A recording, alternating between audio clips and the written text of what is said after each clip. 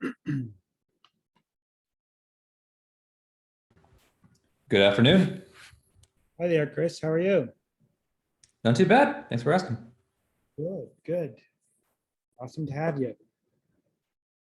Well, looking forward to the explosion of people in this meeting in about 1 minute. It's probably gonna be 10, 20, even 30 solid people. Cool, yeah. Sounds good.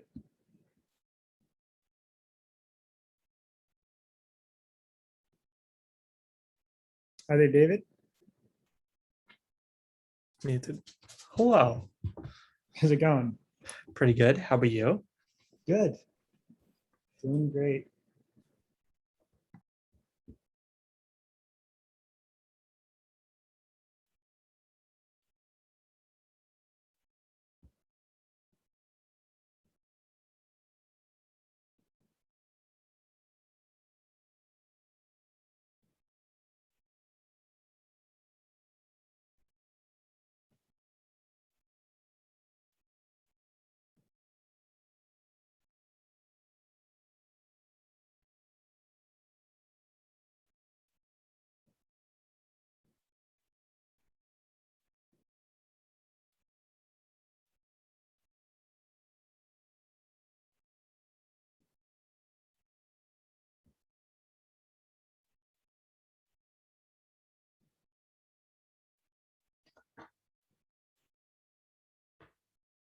Hello, everyone. Hello. Hi, Ed. How are you? Hey, Glenn, nice to see you in person. I I guess know, right? sorry for all the logistical scrambling. It's all good. We got here. We're on. We're gonna have a good tasting. Indeed. Austin, sorry you will not have the same chocolate, although perhaps you brought your own bars. Are those Hershey's? Nick, what is that? You're muted, Austin, so if you're talking, we can't hear you. Yeah. Oh no, yeah. So I got a few little samples here. One's a Snickers, got a Three Musketeers, Reese's, and some fancier ones too. I got some Primitivo truffles. I couldn't let you guys eat chocolate and not partake. Speaking of which, I have to go get my chocolate. I'll be right back. Okay.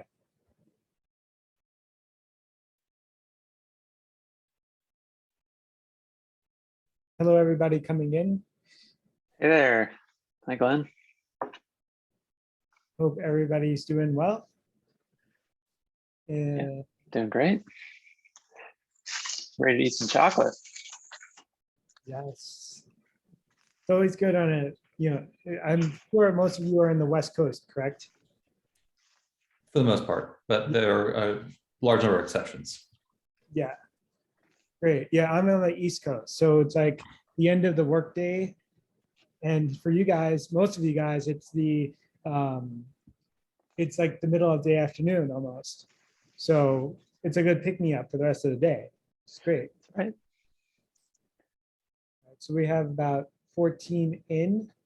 So we'll wait a few more minutes and then we can get started. Sounds good. Our team loves to show up like about 5 minutes late. So yeah, that's no problem. All right. Edmund exaggerates a bit. It's more like 2 to 3 minutes late. Well, evidenced by the fact that we have 16 people at 3 minutes, Chris. Hey, I was here early, so. He was. Very person. Good. And I assume you also didn't cheat by eating all your chocolate. No. Actually, I should have, though, because then I would have been extra early. That is true. That is true.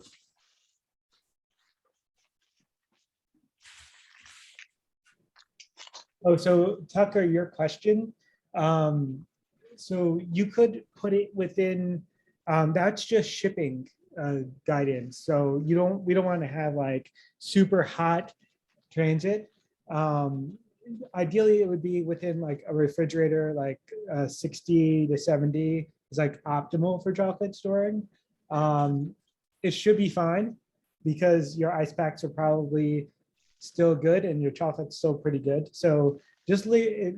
So for the way that the evening will go, the tasting will go, we'll have a good 45 minutes to an hour of just like going through some chocolate essentials, some education stuff, videos and photos to share, and a couple other things before I get into the tasting part. So it'll thaw out and become room temperature. And it'll be great by the time we get to it. So thanks for pointing that out.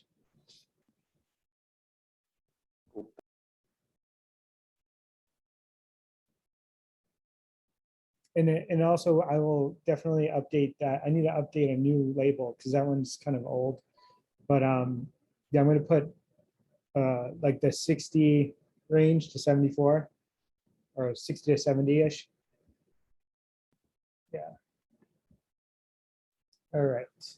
You don't normally have to keep your chocolate at that temperature. We usually just keep it room temperature. Is that okay? Yeah, if your place is cool, Yeah. then it should be fine in like the 60 to 70 degree range. You know, when it gets higher than like in the mid 70s and like the heat is on and everything, you know, that's when like the chocolate will melt. I Like see. the high humidity, chocolate will melt. Yeah. Okay, good to know. And it also in if you guys open up, you'll have like a folder and there's some tips on storing your chocolate bars right on the bottom Hmm. there. So that's for, you know, long term, if you want to store these bars for a little bit. If you have a wine fridge, you could store that or chocolate in there as well. Yeah. And feel free to always ask any questions in the chat throughout this entire time. All right, so we're at 5:30, 36. For me, it's 5:36. For you, it's 2:36 or 3:36 or 4:36, wherever you are in the country. So do we want to just wait a couple more minutes or do we want to start and let everybody else come in, just join in? Yeah, I think it's probably good. We could probably get started at this point. Okay, cool. All right. All right, so I'm going to share my screen. Okay. And as people come in, I will be sure to add them and omit them. All right, so welcome to today's virtual chocolate tasting.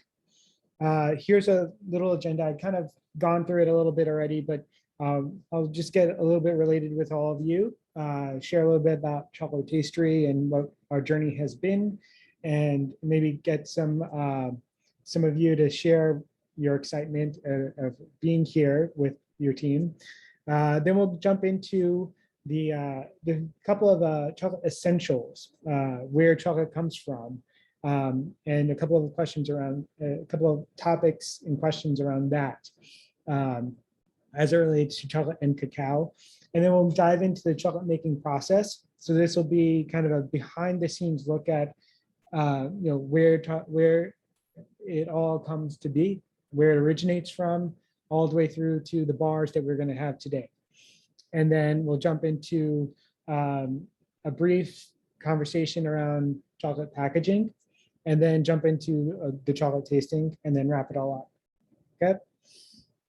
So since we're so many on here, feel free to ask any questions in the chat. At any time, I'll have it on my other screen. So if you see me look away and out of the camera, it's because I'm manning the chat and anybody being admitted. Other than that, feel free to, if you want to have ask a question and don't want to write in the chat, you could always, you know, take yourself off mute, and that's totally fine. All of you know each other, I would presume, so it's all good. But yeah, let's get started. So who is Chocotastery and who am I? So I'm Glenn Petriello. I created Chocotastery back in 2018. And my interest in chocolate started in 2009 when I started to learn about, how to make chocolate truffles on my own.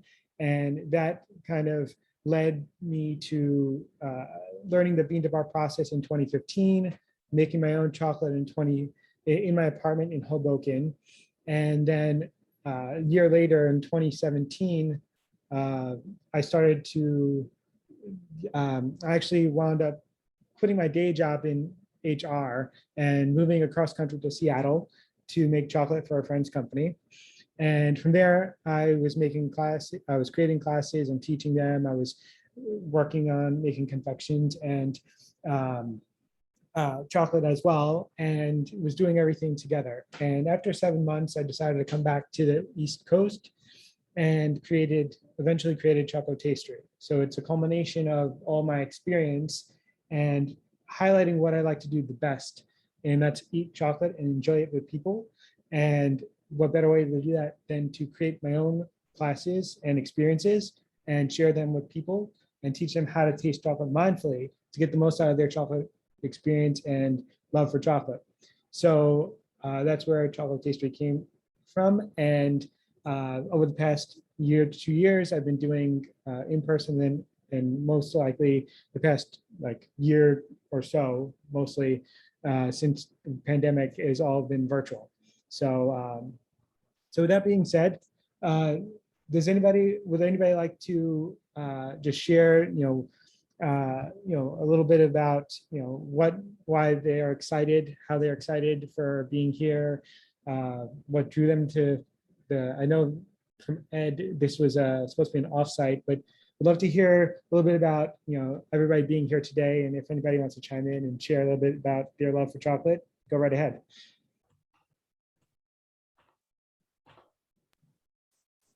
I used to live by the Theos in Seattle. I don't know if that's the one that your friend worked at or what, but used to smell that every day, and I've since moved away. So this would be nice to get back into the chocolate. Cool. Yeah, I worked for Indie Chocolate in Pike Place Market. Okay. So not too far away. Cool. And David saying his hometown is home M&Ms.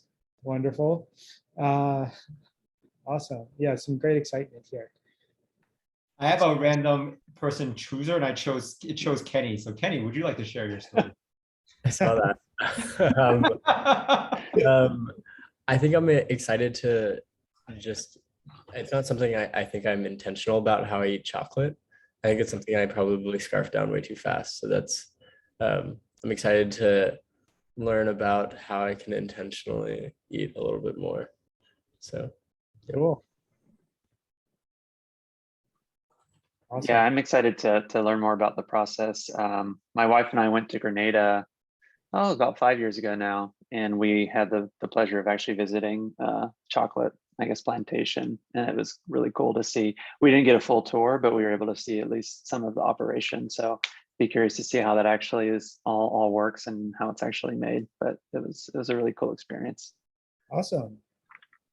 So you have a leg up on most people, as before they come in here, they may not know anything about where chocolate comes from. So awesome. Yeah. Great. All right. So we'll move right along here. And so here are a couple of questions and points that I'm going to throw out and explain a little bit, but if anybody would like to answer as we go along, feel free to throw your answers in the chat. The first one being, where do you think chocolate comes from? I'll give you like 5 seconds to answer in the chat. Where do you think chocolate comes from? And a hint is that there's 2 different types of answers. You have geographical, answer, and then a more technical answer. All right, so we have lots of correct answers of cacao, cocoa beans, cacao beans, all interchangeable and all correct. Cacao, South America, Indonesia, South America, oral places. Yeah, we'll definitely get into that shortly. There's a nice map that I'll show you. From a store, yeah, the end place, yes. Oompa Loompas, that's our secret that you're not supposed to know, but Yes. Wink, wink. Ed, yes, limited latitude around the equator, range. Okay, yeah, you're on point there. And Alex says West Africa. Yes, indeed. Awesome. I'm loving the engagement. That's really really awesome. All right, so here's the next question is, what are the typical ingredients in chocolate? So you go to a store, you buy a chocolate bar. What are some of the typical ingredients that you find in chocolate?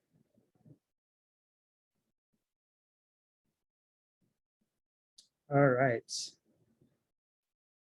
So we have cocoa beans. So yes, that's the backbone. That's the cocoa portion. Perfect. Sugar, that is a major component of a chocolate bar. So we have a bunch of other stuff like we have cocoa butter. So that is the fat of the cocoa beans, which if you noticed in your boxes, you should have received a bag of 2 cocoa beans. It's from one origin, Uganda, which we'll taste later. But yet, there's a different amount of cocoa butter fat in each cocoa bean. And then we have milk as an answer here. And so normally for like milk chocolate bars, it's in the form of a powder. So you don't pour milk in, it will, like water, it will seize up because of the sugar crystals in the chocolate and the cocoa butter fat, it'll just seize up. So we want to put in like a milk powder for milk chocolate bars. We also have the elusive lecithin, which is an emulsifier. So it helps with the viscosity of the chocolate so that chocolatiers and chocolate makers could work with the chocolate and mold it and do what they want to do with it. So, so that's an additional ingredient, not too common in craft chocolate bars, but in Europe, it's very prevalent, and in like mass-produced chocolate candy, I'd say, kind of like the examples that one of you guys had at your place, the Snickers and the Musketeers, like all those have like lecithin in it and other natural ingredients. So we don't know what those natural ingredients are, but that's more for like candy bars. But yeah, great job in answering all of that. But like the main ones we want to utilize and just think about are the cocoa beans as the cocoa mass, the cocoa butter, and the sugar. And the fact is that you can have additional cocoa butter added to your bars to make it more fattier on the mouth, but more like a luxurious mouthfeel. So that is it is quite common in craft chocolate. All right. So what do you think gives cacao its flavor? And I want to premise this as there are some similarities to the wine industry where whereby some aspects may correlate. But what are some options? What are some ideas of what gives the cacao its flavor? All right. So we have Esther's question mark. Then you have soil, the mineral content, age, region, sun, rain. Yeah, so some of these are really in line with the wine industry, like the terroir. If you're a fan of wine and been to a wine tasting, or just heard anybody who loves wine talk about it, they'll talk about terroir, the soil. There's a lot of minerals in there that actually give a complexity to the cacao, actually. The age, not so much the age, it's, we want it to be ripe and good. So, the farmers would actually get they'll take off the cacao pods off the trees once, they're fully ripe. But it doesn't actually affect the flavor. The regions, yeah, that helps with regards to growing and developing. We need to be in a tropical environment around that 20 degrees above and below the equator. So as we'll see in the next slide, there's a map, and I'll show you that. And some of the flavor precursors like esters, we'll talk about that during a different part of the process called fermentation. And so that is a very important part that develops a lot of flavor precursors. So David, we'll get into that in a short bit. How is it processed? Yeah, we'll go through step by step, so you'll be a pro at the end of this. All right. So yes, Alexander, you read my mind, because I was going to talk about that in the next sentence, basically. They're all different varieties of cacao. There's about 13 that are kind of known, a couple that are main varieties that most people may know of, may hear about. Criollo, Forastero, and Trinitario. And we'll get to that in a little bit. But it's like we're all different. We all come from different backgrounds. The genetics, the makeup, the varieties, that's all a part of what gives the flavor, that helps with the flavor as well. So great job with answering that. All right, and this one is a lovey-dovey opinion question. What do you think is craft chocolate to you? Like in talking about the craft markets, the wine, the beer, whatever other craft markets there are out there. What do you think that means to yourself?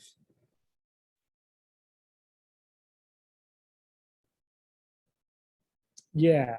So Ed says like a small maker, like you're doing a thing, you're making chocolate in small batches. You're paying attention to every step of the process. So Chris says marketing term to differentiate on price.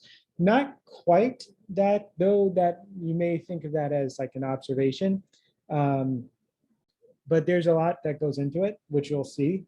The price points are more expensive because of the direct relationship to the farmers.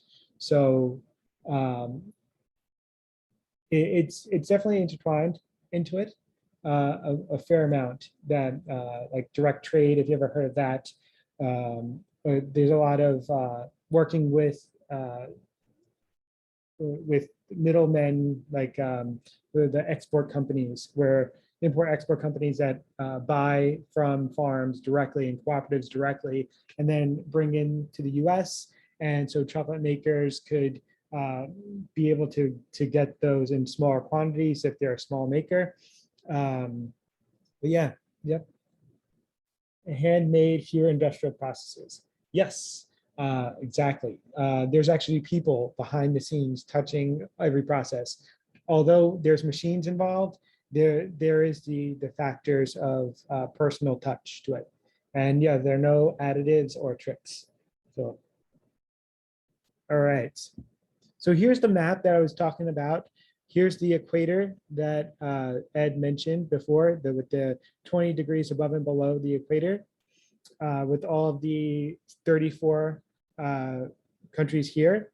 I will send this out to you all in an email later. So you have it and you could reference it if you want to look into it, getting different bars from different locations. It's a really cool, fun experiment.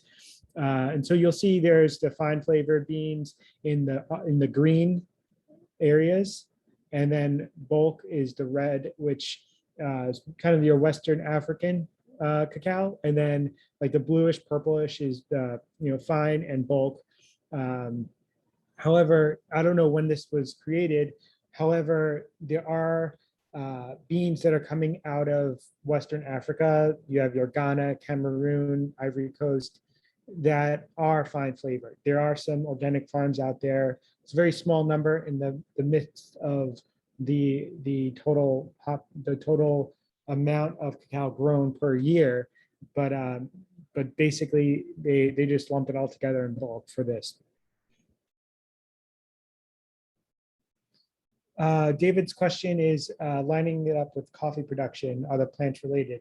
They're different trees. We have the Theobroma cacao tree, and coffee has a different tree, and there may be some similarities during the process. But coffee beans are treated differently than cacao. And we'll start that conversation by going into the chocolate making process. So with anything, we have to all originate from someplace. We have to grow. And so with cacao, it's no different option. There's no different situation. I chose a couple of these Instagram photos, one from Vietnam on the left and one from Costa Rica on the right. This is just to show you how the cacao tree, the cacao pods originate. So on the left here, these are little cacao flowers that are eventually pollinated by midges in the farm. And you'll see that these are little cacao pods forming. So right here is like a prominent one that you can kind of tell it's kind of growing out there. And they're growing in a green color, right? And all the flowers will kind of cluster up or just be, around on the tree trunk and the branches scattered. It all depends. But you can see, this one here from Vietnam and Ben Tre, it's kind of, dark red color. But in the pods on the right side from Costa Rica, you can tell they're all different sizes. So you have like long pointed ones here and then short, small ones here. And, they all group together or not. It depends. It's, they have a mind of its own, basically. It's kind of like wherever it decides to sprout, it grows. All right, so here's a couple more trees from Peru and Guatemala. So this one right here is from Guatemala in Ashovite. So you see it's very, the trees are shaded. So they grow well in tropical environments in a shaded environment as well. And you can see they're all over the place, all over the branches. And then on the right side is from Peru. And you can see the colors, the different colors of the pods. And we have purple, we have orange, red, orange, yellow, but also you see some green hints along the way, all throughout. And then this bottom one is a photo in the shade, and you can't really tell, but I think they're all red cacao pods there in Peru. And for all those who may have seen a cacao pod fresh in the flesh, this is what it looks like inside. So we cut the 2 pods open a couple years back at a festival. And so this is your anatomy lesson for a cacao pod. You'll see that these are all seeds. They're all those cocoa beans. All right, so they're all held together by a placenta. So this right here is the placenta. And then they're protected by this white pulp called mucilage. So it's very edible. You could literally open up a pod and eat one of those seeds. Because it's an agricultural product, I'm referring to it like the cocoa beans as seeds. But they are there. They will be very sweet and tart, along the lines of like a lemonade or like a lychee, but very edible, just from opening up on in the farm right by the tree. And then you have this husk of the pod, which really isn't really used really at all. It could be used and thrown on the ground and used as a fertilizer for the ground and all that in the where they are.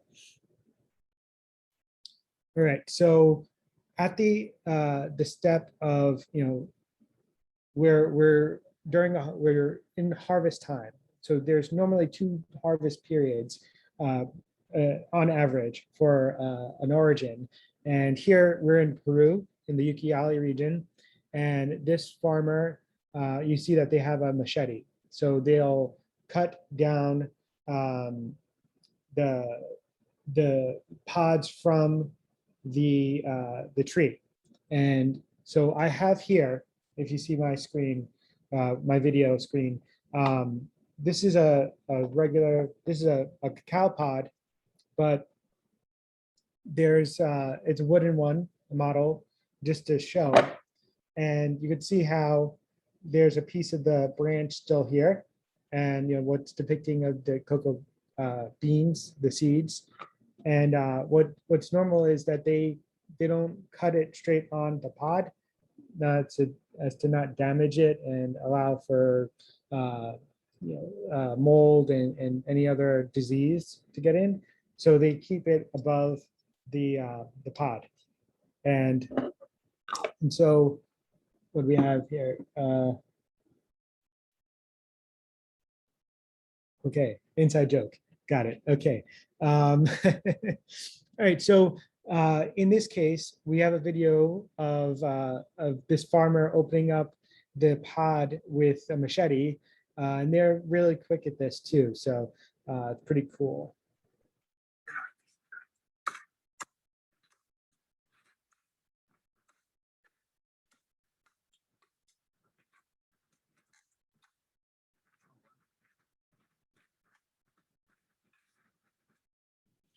So you see here, they're all interwoven together.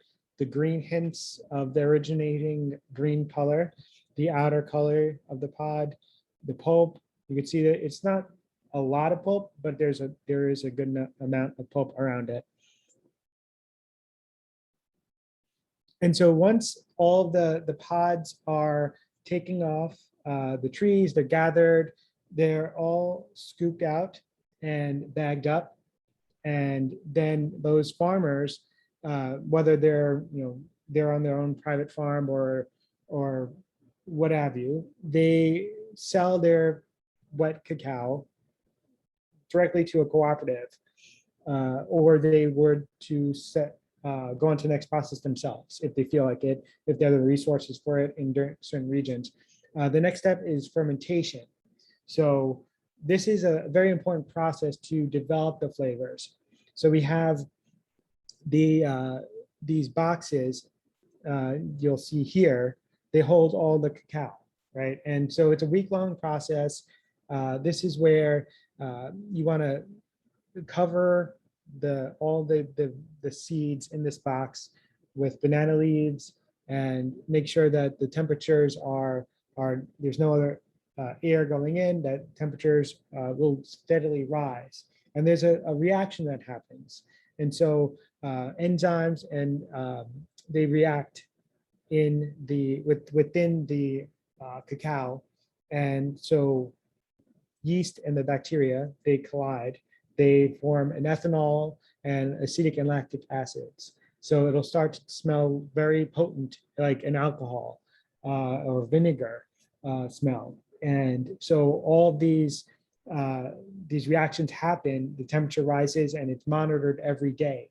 And so there's what I thought was 600 chemical compounds, but there's mostly like tens of thousands of chemical compounds, probably like 10 to 25,000 chemical compounds. I don't even know the number of it, but I just really learned about it, an update a couple weeks ago, where there's a substantial amount of chemical compounds. These are the precursors, meaning that Tom Hanks is essentially correct when he says life is like a box of chocolates. You never know what you're going to get. It's the same thing with craft chocolate. You never know what flavors you're going to get. Although some of the regions kind of dictate, and some of the things that are grown around the farm dictate and help that. So so each day they move all the beans from one box to another. And so this is just a little video clip of showing you how many bags of beans come in on average. This is a cooperative in Nicaragua, and they'll fill out these bins.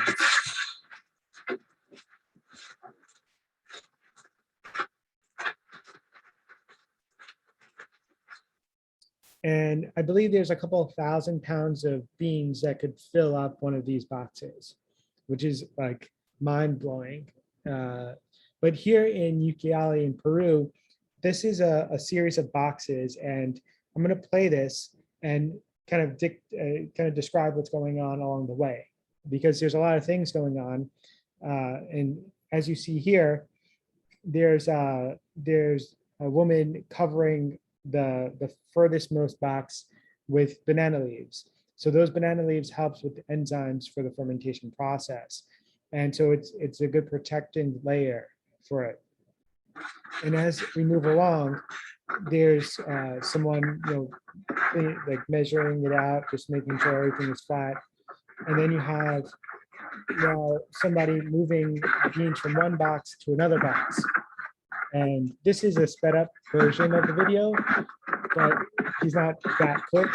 It looks kind of funny, him going really quick, but it's very manual, labor intensive process.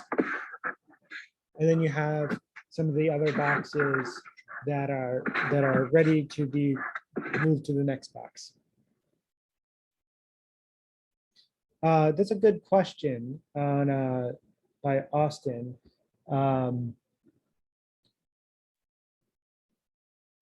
So as far as bigger producers of cacao, I'm pretty sure that there's no major machinery that moves during the fermentation process. It's all hands-on. A lot of the big players, like I will say big chocolate companies, they get their cacao from like West African countries like Ivory Coast and Ghana, where they're doing all the work, right? It's not as high quality of cacao because there's so much of it and so many people are growing it that there's not a lot of resources to have a good fermentation, to have good drying procedures, et cetera, et cetera. So when it comes to like processing, like moving this, there's no way other than by hand. And there's many hands in the mix, for sure. But that's a good question, though. I never had somebody ask that before. All right, so once the beans are properly fermented, then they go on to the drying. And we need to get the moisture content in the beans down to about 7 or 8% in order for them to not grow mold or disease when traveling across the world.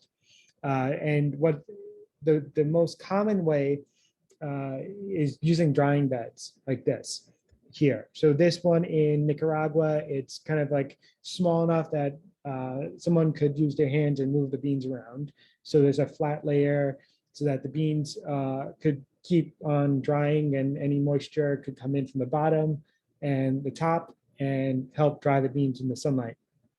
Others, may just put down banana leaves and throw them on the ground and just let it dry in the sun. Mostly in some of the regions that don't have that many resources.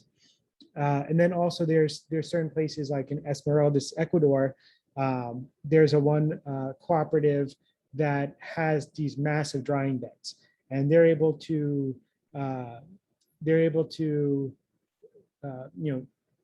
have these come out and go in whenever there's bad weather, if they need to just protect the beans. You can see that there's a green mesh, and that's for moisture to go through both sides, the heat. And you'll see that there's like 3 levels or more going further back, and there's a lot of output here. But there's also so this is in Peru, again, back to Peru. They use like cacao rakes I call them cacao rakes. They are to allow the beans to move around and to make sure they don't stick together, so that there's a good dry on the bean and there's no added mold or anything like that.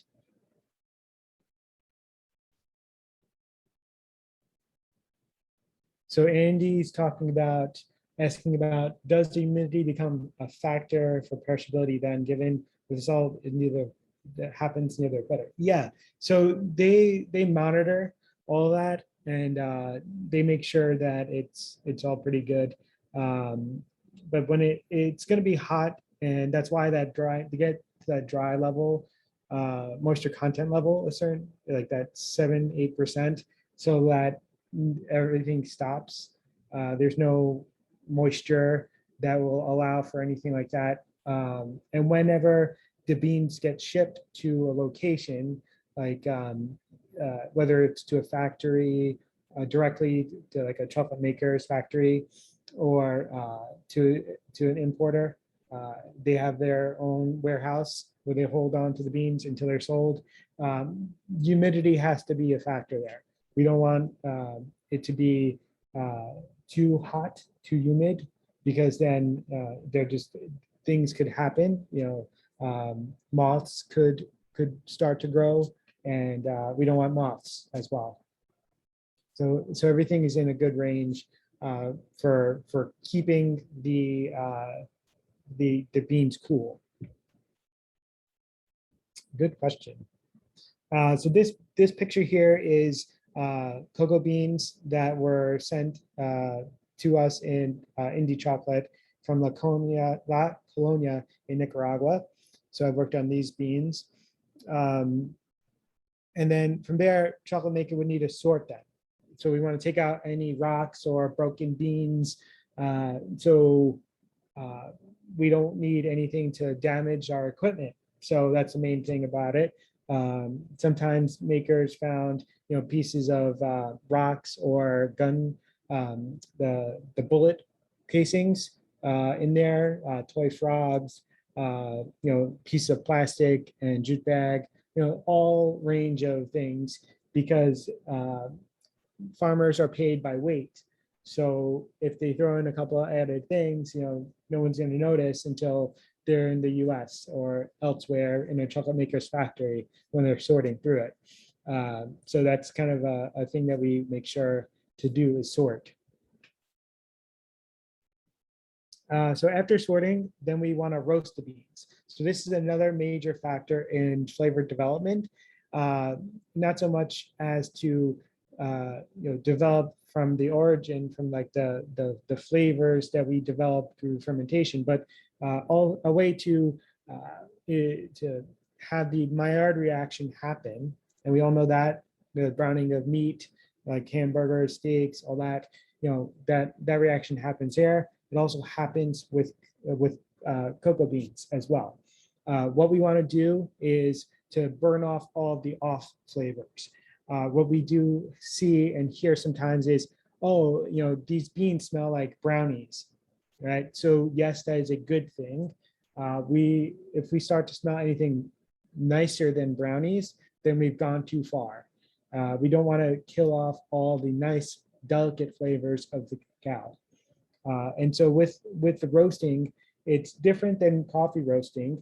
To make that connection, we roast cocoa beans at a higher temperature for varying periods of time in varying roasting vessels or ovens. So this is a convection oven. You could definitely buy cocoa beans unroasted and roast them in your home oven if you want. There's also a couple of different types of drum roasters that are out there, smaller ones or bigger ones that are used in essence for coffee roasting, but could also be used for cocoa bean roasting.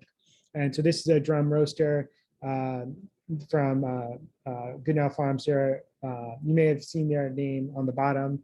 They're a chocolate maker in Massachusetts that provided us some content from their factory and origin drips in the past. So this would rotate, and there's a whole bunch of probes to manage all the roasting profiles for them. And so once we roast, we have to cool down the beans, and then we have to open them up, right? So we want to get inside the cocoa bean. And so inside is a cocoa nib. So that is what gets ground down into a chocolate liquor. But first we need to open up like thousands and thousands and thousands of these small little cocoa beans. So we do that by using a machine called a winnower. Yes, we could open up by hand, and we'll do that in a moment, but this type of machine uses an airflow and a cracker to open up.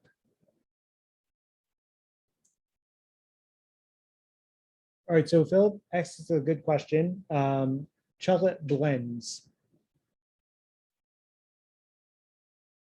So yes, so when so we could talk about blends a little later on during the refining part. Most chocolate bars, if they have a single origin on them, like this is Guatemala, it's strictly from Guatemala. Sometimes makers may mix together beans from different origins to come up with a nice profile, or perhaps they're using it for confection, so they want to have complexity to it, so they do that. So getting back to the winnowing, so this machine here, you would have a cracker here, beans would go into the hopper, and it would crack the beans open, and so there'd be a husk and there'd be a nib, and essentially the dry vac, the airflow, sucks the husks into the top of this top PVC pipe into this bin, and all the nibs go into the bottom bin, right? So it separates it out. And so here's a little video clip of a bigger machine that does about 30 to 40 pounds an hour. And you'll see that it goes through, it'll crack the beans, you'll see the husks and the nibs, and they get vibrated on several layers of the machine, of the mesh, and then they'll be sucked into the husks will be sucked into this bag back here, and the nibs will fall into the bin.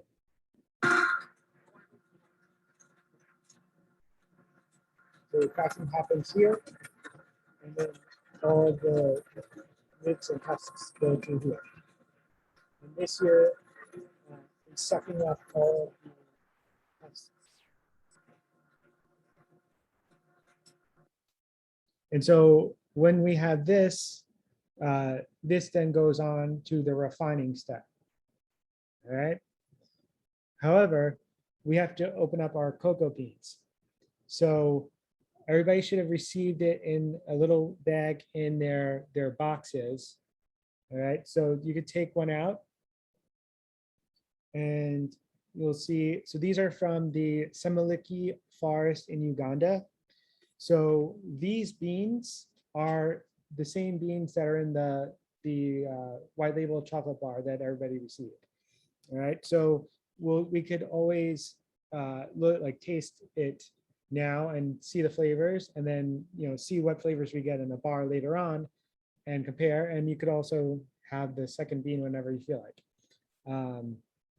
But yeah, so what we want to do, so it's a thin shell, so we don't want to just like crack it really like roughly, because then it'll just break apart. So we want to just be very careful.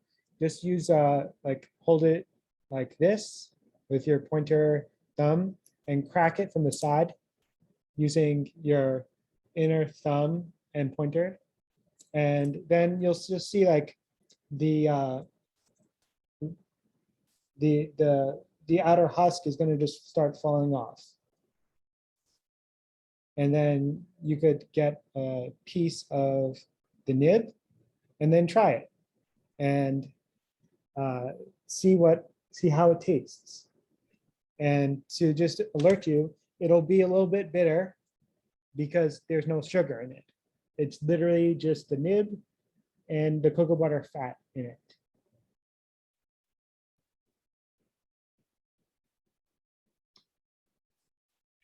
And feel free, if you want, to put some of the flavors that you get in the chat so we can compare.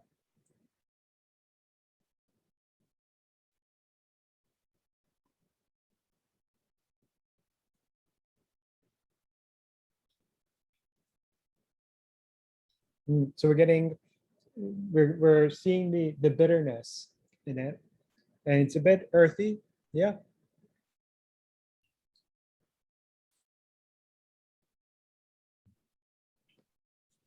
And there's there's also cacao dust that goes in as well.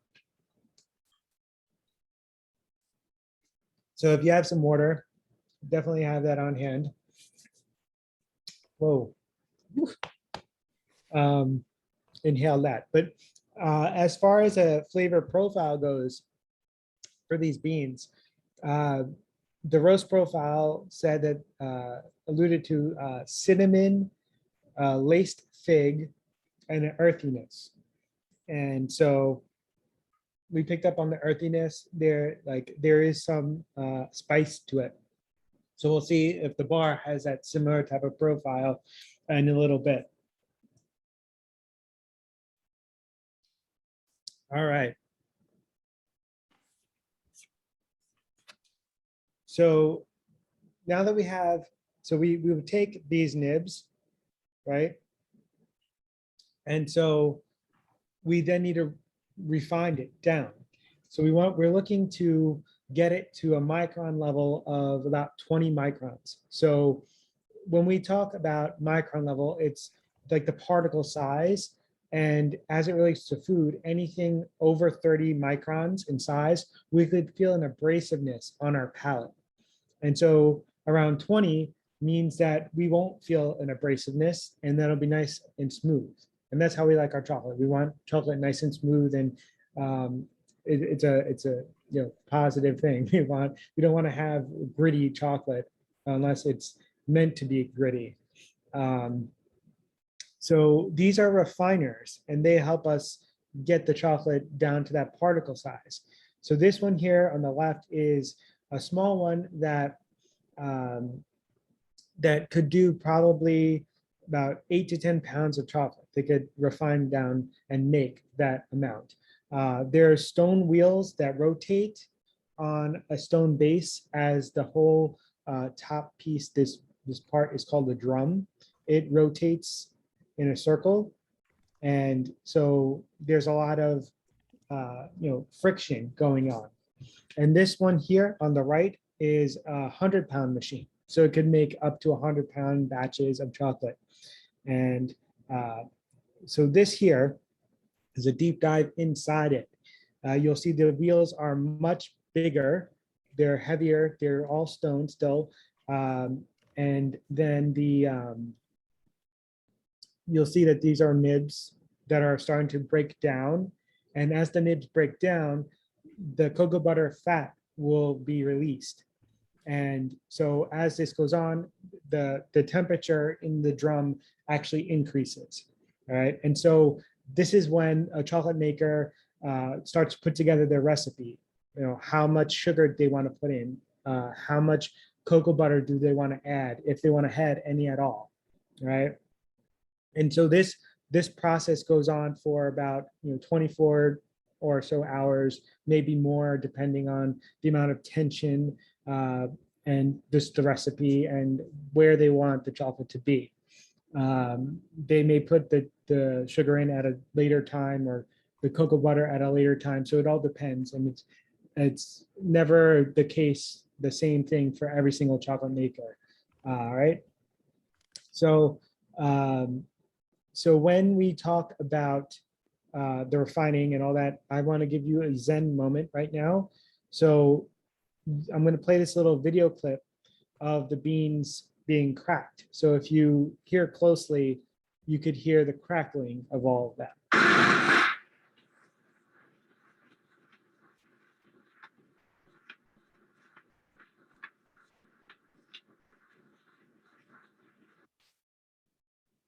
All right. And after that, we have to temper the chocolate. So, actually, we have to conch the chocolate. So conching is basically an aeration of the chocolate. And we do this with wine, right? We have an aerator, a decanter. We kind of let it just, flow through and aerate it, right? So with chocolate, we wind up releasing some of the tension in the refiner, and then it basically just rounds out the particles, and it basically pushes the chocolate like vigorously around, and it basically kills off all of the off flavors, develops the flavor a little bit more, so it's less of the like a vinegar note or any off flavors that are there that still made its way. This is where the flavors like are enhanced. It's like that enhancement, and that goes for like 24 hours or longer, depending on the recipe and the maker. And then once that's done, then we move on to tempering. And this is kind of the step where you need to work with the chocolate to break down any of the cocoa butter fat crystallizations in it. And we have to rebuild it so that there's a nice bond with it. And so this is a method, it's hand tempering method. And there's also continuous tempering machine method, which we'll get to in the next slide. But there's just before I play this video, there's a question around fermenting chocolate.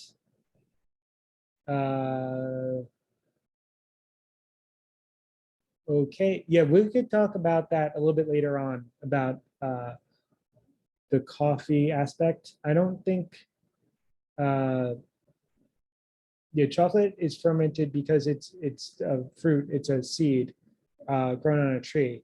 With coffee, it's I think washed. I believe they're all like one method is washing it, but it's not. It doesn't need to be fermented. The cacao does, and I'm not sure the ins and outs of that.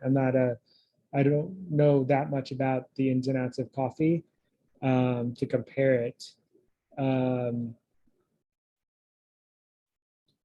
What does putting more time add to the flavor? So it depends on they have to keep checking for the particle size and the mouthfeel and the flavor development. So if there's like they want to make sure that there's like all the sugar has been refined down. We don't want added sugar crystals in there. There's also like the conching being longer and shorter allows, like if you were to take out chocolate every hour, you'll see that there's a development in the enhancement of the flavor. So it just is a part of the process, and sometimes it's not just in that one machine, it's in a different machine.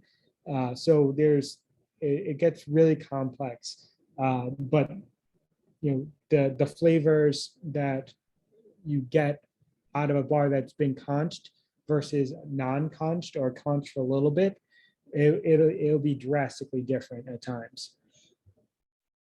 Yeah, and Philip, sorry you have to leave for an interview, but we'll have this recorded for the rest of you, for anyone who's missed it or has to leave early. So we'll get that to you afterwards.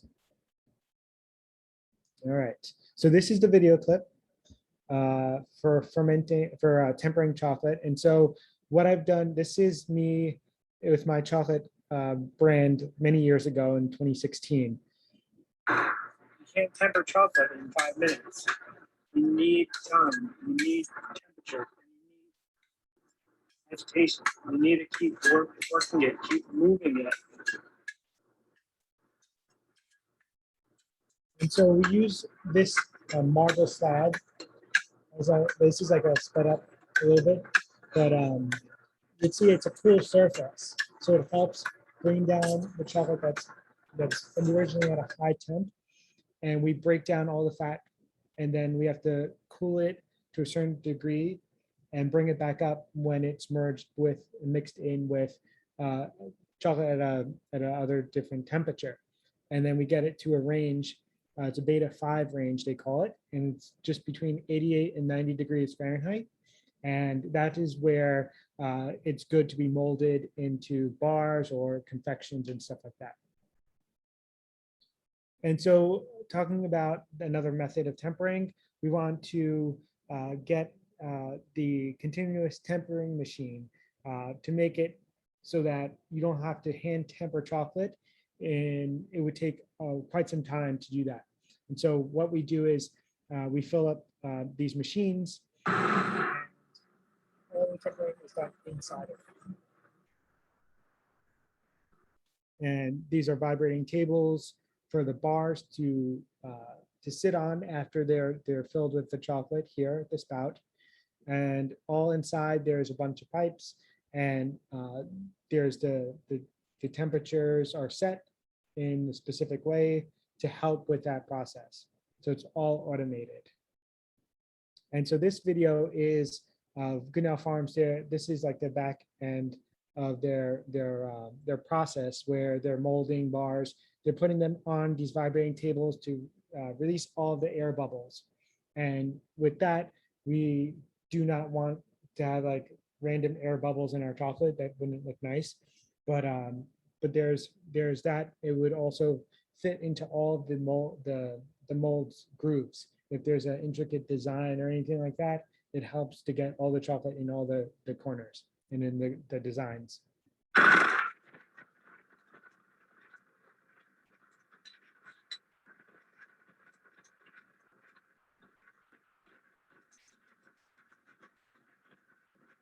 And so once these are vibrated for a bit, they will go into a holding cabinet.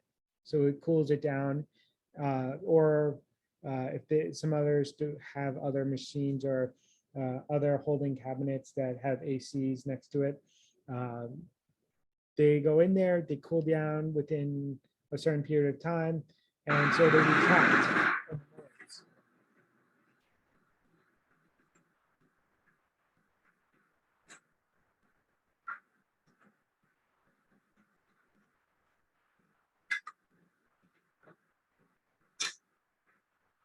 And there you go. So with polycarbonate molds, once the chocolate is tempered and set, it retracts. And so it's easy just to tap real quick and they come out. And so this is kind of the end of the process for the actual chocolate making. And then you have to wrap them, right? So packaging is a major topic for consumers. But before the bars go into the packaging, they have to be wrapped. Sometimes they're in clear bags, eco-friendly bags. That's kind of the trend right now. Some do still foil wrap, which we'll see today. So this is just a little video clip to show. It's a little bit sped up, but the essence, the point is that it takes a long time to wrap a bar of chocolate. And so there's the intricate creases and stuff like that. And try doing this, thousands of times each month. It's not really the most effective way, as like more and more chocolate makers, as they go on year over year, they kind of get more efficient. And as the trend goes to more eco-friendly packaging, things like this are kind of like bypassed. So it's less work, like less hours for working, folding up all these foiled wrappings, but then it's just easy, just put it in a pouch and seal it. And so does anybody have any other questions? I have one here. If you break a bar of chocolate, can you put the pieces back into the machine that tempers? Yes. So there's a lot of chocolate makers that do that. If it breaks, if the temper is off, because even with machines, sometimes it's off. Yeah, they definitely are able to put it back in as long as it's the same origin, from the same batch, let's say. Good question.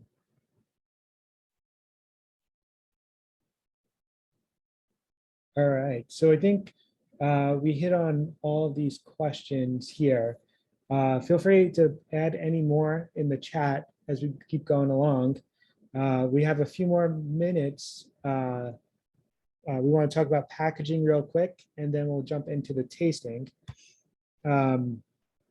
So when it comes to chocolate bar packaging, when you go to buy a bar of chocolate, what's really important about it, right? The story, what it looks like, the appeal, and with that is, what does the story of the bar say?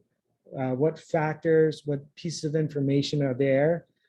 So I have a bunch of different chocolate bars here that I've highlighted for several reasons that I wanted to share.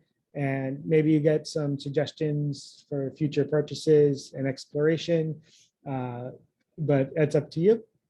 But I'll go through these at a high level just to tell you and show you about the packaging and what to look out for as well.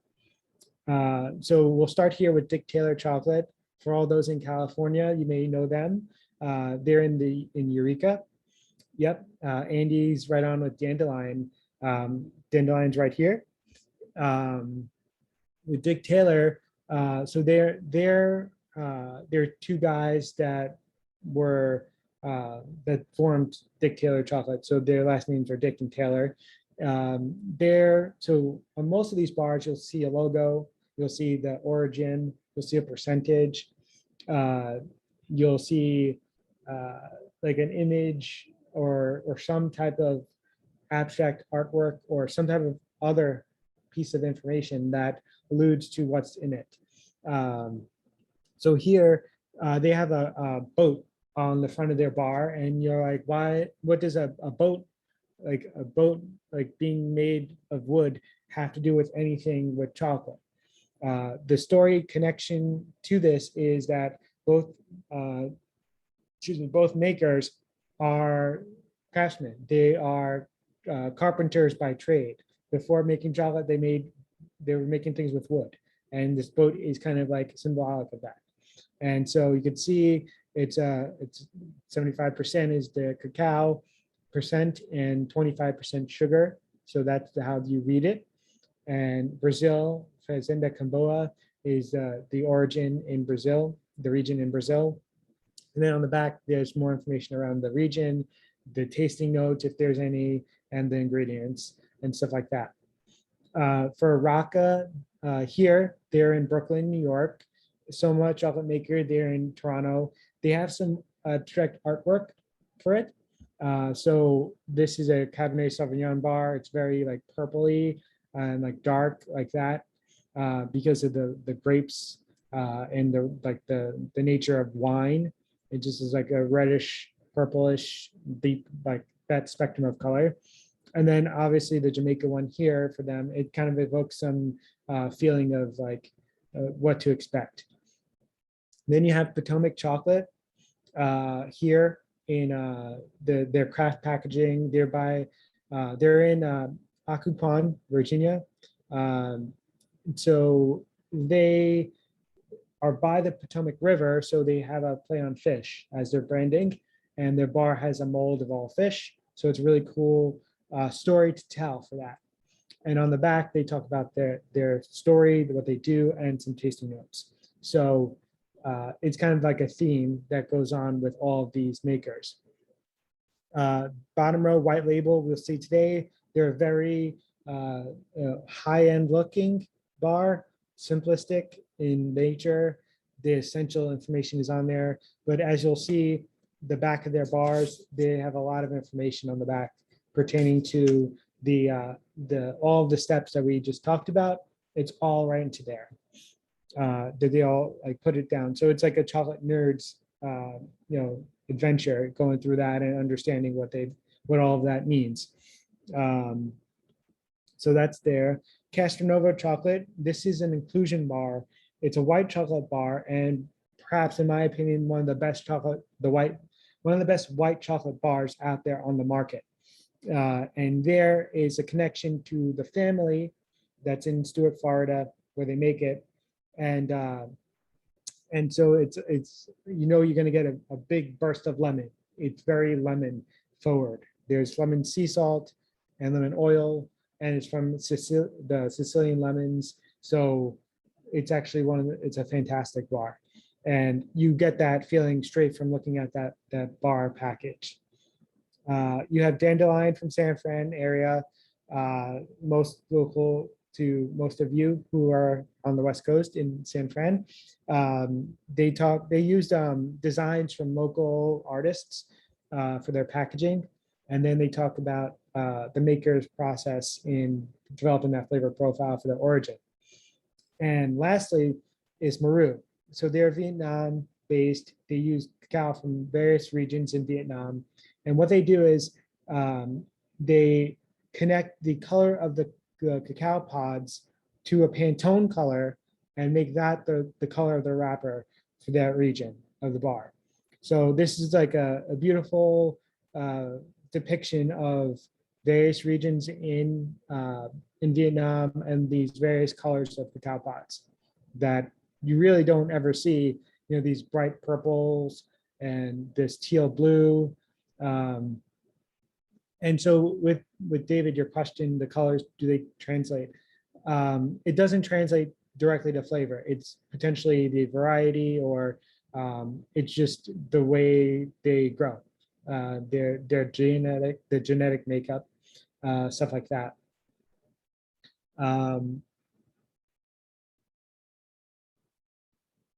So Sean's question, I missed it before. So the remainder of the bar that is not chocolate is usually sugar. Yes. So 75% bar, there's 75% is the cocoa mass and cocoa butter fat. And then the 25% is the sugar content. If you have an inclusion bar, let's say you have nuts, like hazelnuts in your bar, that may go towards the 25% versus the 75%. It's not by so the percent by weight or volume.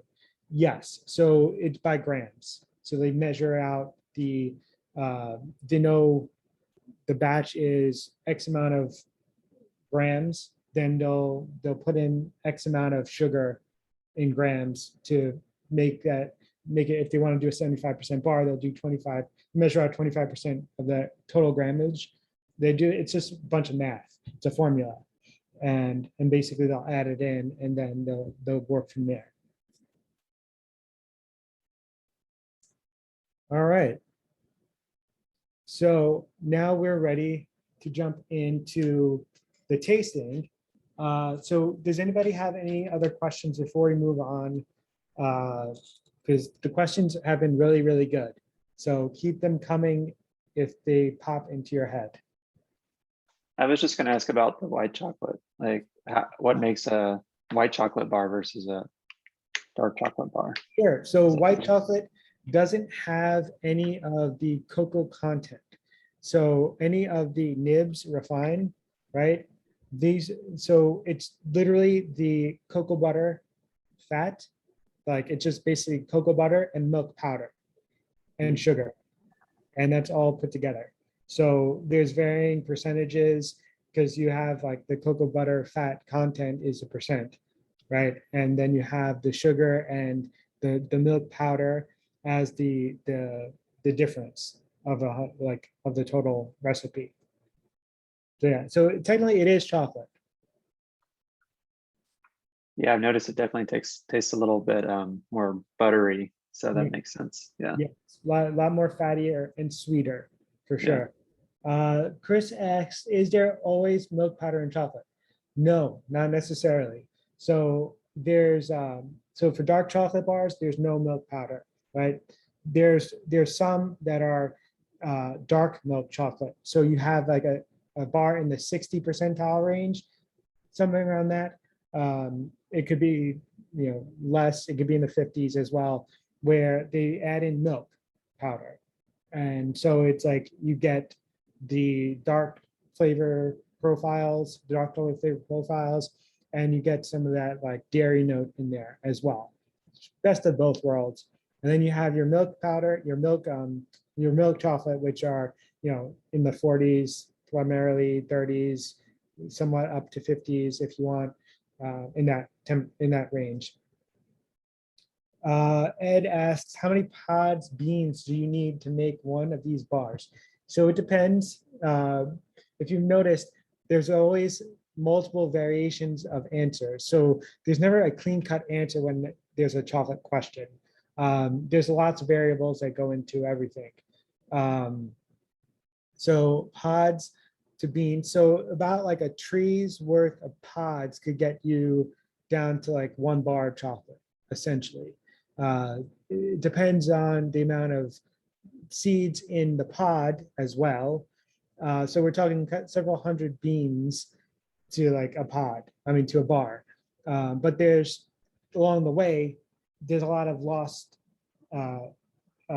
mass to that, right? Because you have like the bean itself has a weight to it, and then you have to crack it open, and the nibs inside are much less, and so you lose with that, and then you have to figure out your formula. So it varies a lot.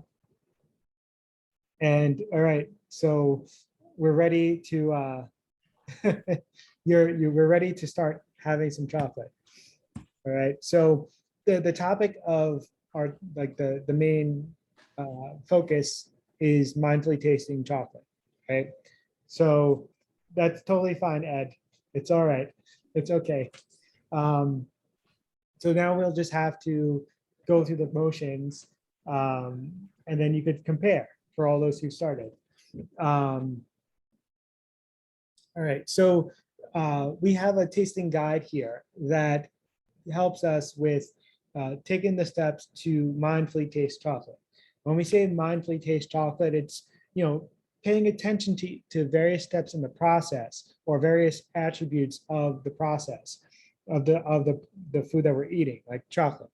So I made a guide that is very approachable and simple to use. It's a tool, right? So each of these 4 steps means something to what we just learned about. So that's like where this is all going to culminate together, right? So we look at the bars, right? There's 4 bars. We'll look at them. We'll compare the colors of each of these. And so for now, we'll be around the dark and medium brown range for dark chocolate bars, but we can compare and see that there's infinite amount of shades between dark and medium brown. So we can compare like what's darker and what's lighter along the way. And that's purely an observation. There's no, there's nothing right or wrong about that as well. And also it's reminiscent of where the chocolate comes from, the cacao comes from, where it's grown, the variety, etc. All of that comes into play. Then we would break the pieces of chocolate, right? So we hear the snap. Is it a loud snap? Is it a dull snap? Is there no snap at all? That's what we'll hear. And with that, that is depicting of how well tempered the chocolate is. So a tempering process, we build up the foundation of the cocoa butter fat crystals, that structure. If it's well tempered, there'll be a nice shine and nice snap to it. And so you'll be able to rate on your chocolate tasting sheet as well. Then we have the pieces. We will then smell the aromas. We'll bring it to our nose. We'll take a sniff. We will then, all the aromas that go in, they go in through your olfactory system all the way up to your brain, so that it could like notify you and say it's this flavor or that flavor or not. And along the way, we'll go through a couple more tips for smelling seeing what aromas do we get, what we will get. And lastly, we'll break it once or twice with our teeth, move it around our tongue, on our palate, allow it to melt. Don't munch on it. And once the flavors start to melt, it's then the aromas will then go through your olfactory again to your brain, and then you'll try to figure out what flavors you're tasting at this point.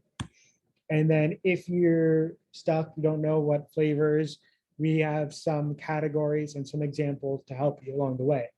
So earthy, nutty, fruity, chocolatey, dairy, floral, and spice. You could define whatever flavors you're experiencing as you will, as you want. There's no wrong answers to any part of this process.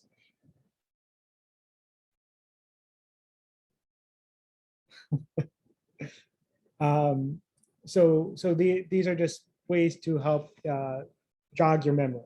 Okay. And as always, what we taste is reminiscent of, some of the flavors that we've had, some of the whatever notes that we've experienced in our lives. So it's a reminiscent, and there's a way to, bring up memories from other prior food experiences you may have had in life, whether you traveled or it reminds you of a certain time with friends or family. So this is just some of the things to think about when you're tasting the chocolate, if it does evoke anything for you. And also there's the chocolate tasting sheet. As you see, you could take notes if you want, if you want to keep track, if you want to take note of your experience now, and then maybe later on at another time of the day or another day from now, you want to try it again and see how the differences are in the experience, go right ahead. And with that being said, let's jump right in. So is there any other questions?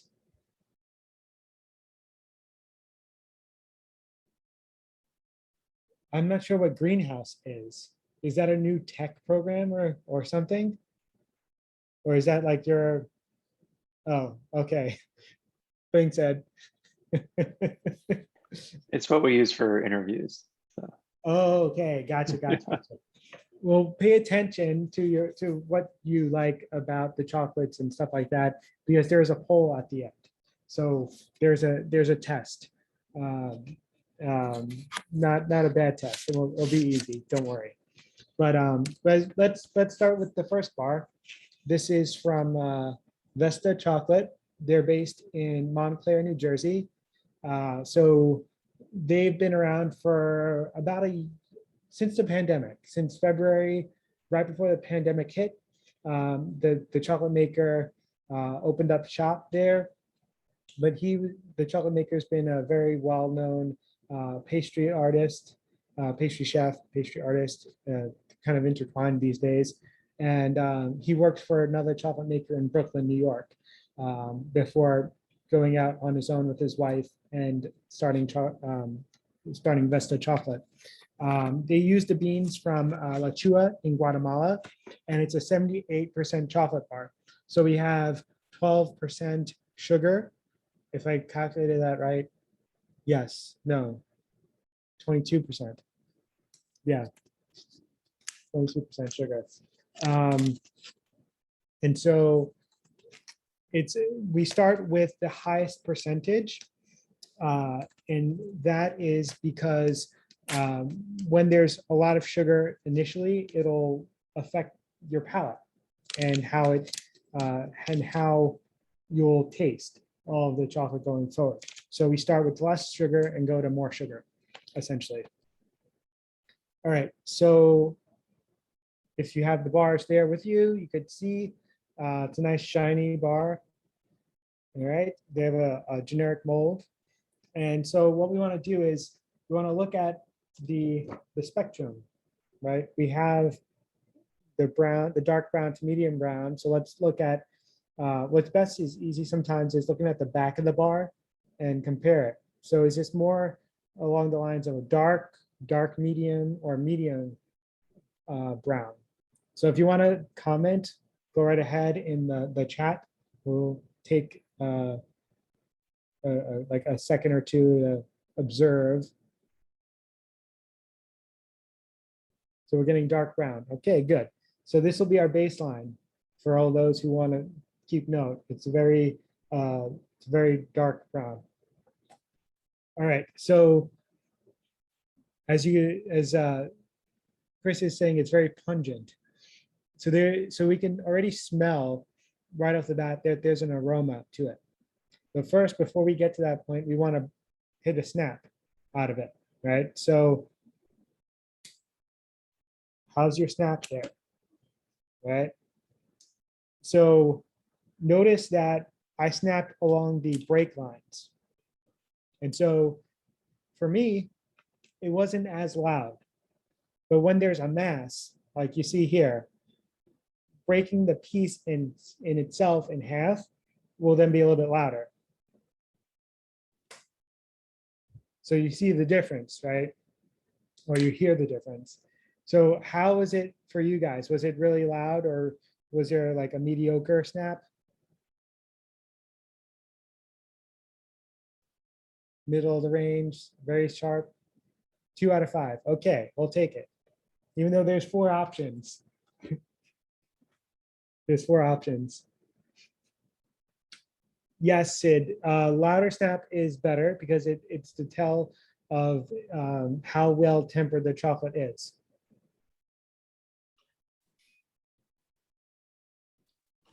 Yeah, I mean, it's like if it's really, really loud, you can kind of just make a baseline. Yeah, it's up to your interpretation of it, basically. Okay, so we're going with a 1 of 4. Okay, cool. All right. All right, so now we have I guess you guys are the engineers. All right. All right, so we have our piece, right? And so we're already getting some aromas without having to do anything, right? So what we want to do is, bring it up close, take a couple of sniffs. If you're not getting anything, that's fine. A trick is where you broke the chocolate, you may want to, rub it a little bit so that it releases some of the cocoa butter fat, and then it'll help release some of that aroma from that fat. Right. So when we go take in some aromas, what are we experiencing? So what are some of the flavor notes that you're getting with it?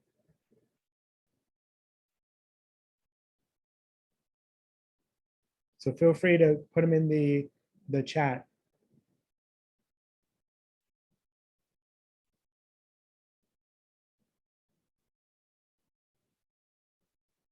So we're getting some floral notes. Yeah.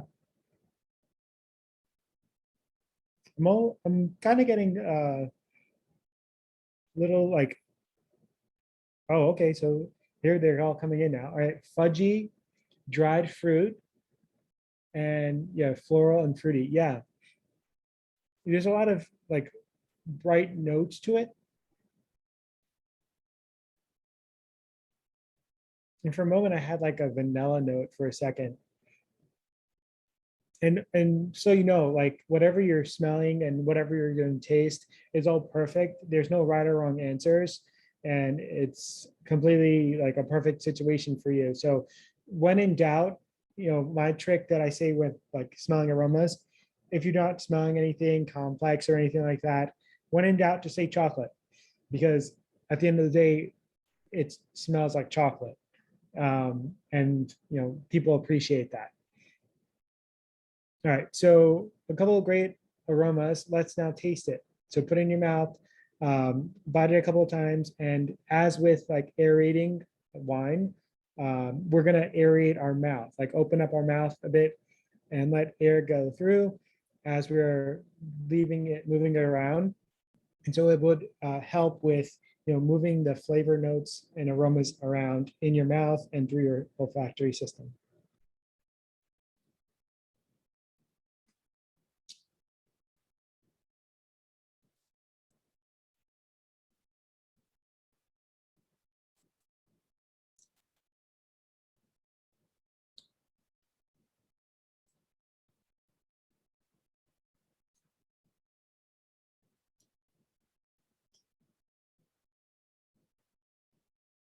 So what are some of the flavors that you're experiencing at this point? And do they actually coincide with, do they correlate with the aromas that you just had?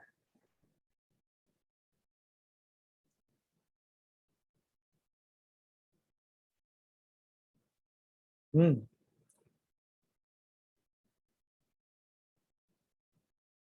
So we're getting some different fruity notes here, some citrus notes, raspberry notes, a woodiness. And so Chris, is that hazelnuts or just hazel? Because I'm not sure. I'm guessing like it's a nuttiness, right? Yeah. Yeah. Awesome. Yeah. Any other notes? Any other experiences?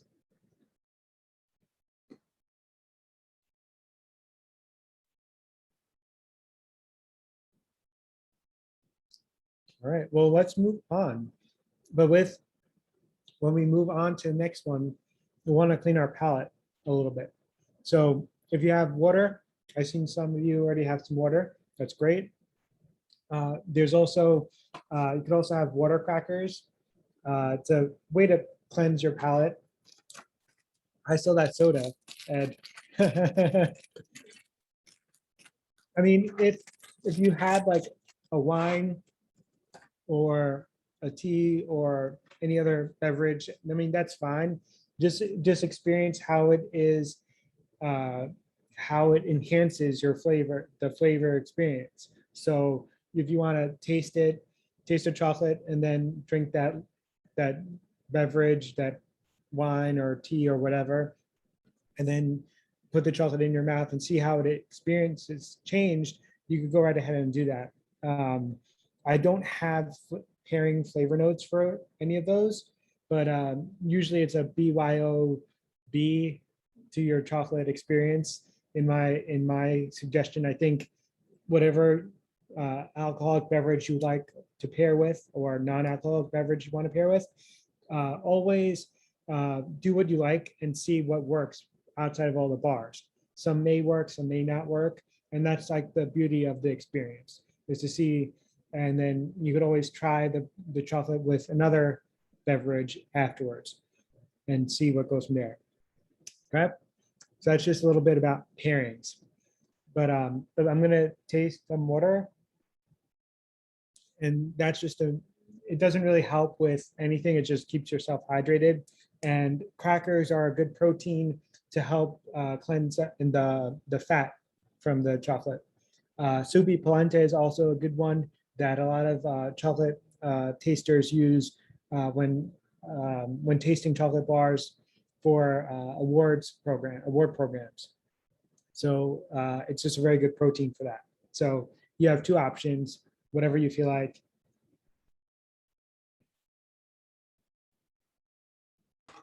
Hey, Glenn, I think you said this just now, but I missed part of it. What do professional chocolate tasters use to cleanse their palates? Soupy polenta. Soupy polenta. Yeah, so a bag of polenta, but they make it soupy. And then it's a very good protein that it's flavorless and it just helps with cleansing all of the fat away from your palate. Yeah. So that's why I don't ask people to make polenta for tastings. I think it's just too much. So if you have a certain if you have crackers, make sure they're like flavorless, salt, like no salt or anything, just like original plain crackers. And that would just help. And just make sure that the remnants of the crackers don't stick in your mouth. So you don't have to worry about tasting cracker when you're tasting the next chocolate. All right. So we're going to go on to the next one. And that is the white label chocolate, the Uganda bar from Similiki Forest. And so this is a 72%. So, and they're based in Santa Cruz, California. I don't think there's anybody from that area, but if you may have been there, they have a retail shop called, well, their factory / retail, white label chocolate and Mutari chocolate. So Mutari chocolate has their brand. It's a brand for like drinking chocolate and confections and stuff like that. So if you're ever in that area of California, they're a really cool place. All right, so I've already opened up this one, and so you can see it's very matte on the front.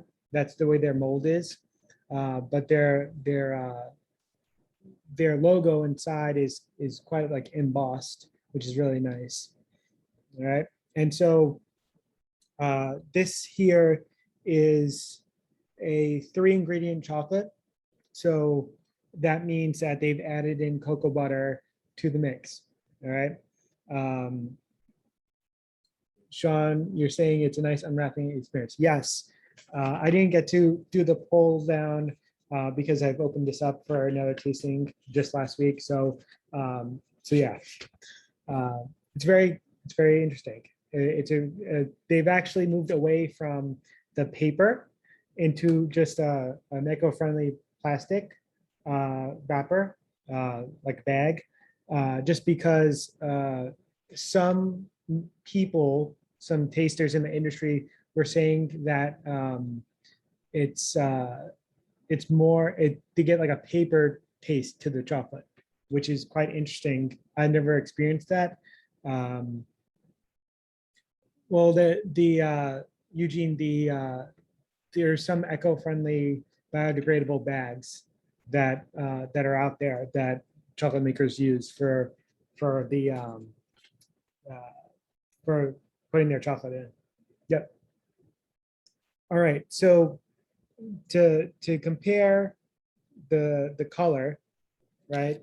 We have the bar from Guatemala. We now have Uganda, which is West African. So how does the color compare? So is the Uganda bar darker or lighter than the Guatemala bar? What do you guys think? And yeah, it's tough when you don't have a good lighting. I have a LED light in my eye, so it's kind of tough to tell. But if you look up close, I think it's the Uganda bar is a bit darker than the Guatemala bar. Yep. All right, so now we want to hear the snap. So let's hear it. So is it a decent snap? Well, that one was light.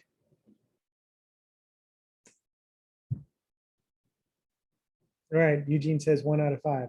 All right, and it's less darker, less red, darker. Yeah. So we're getting less snaps for it. Okay. All right. All right. So the fact that you could almost bend it, that could be because of the atmosphere around in your house or wherever you are doing this. It just could be that it's the ambient temperature is a little bit higher. All right, so yeah, so we heard the snap, we measured it on our scale. Now we want to just check the aromas and see what are we getting with the aroma.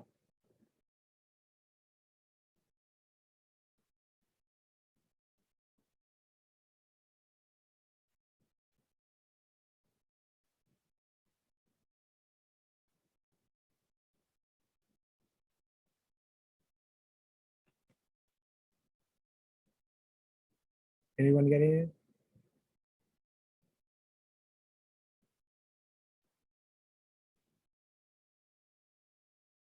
Is anybody getting any?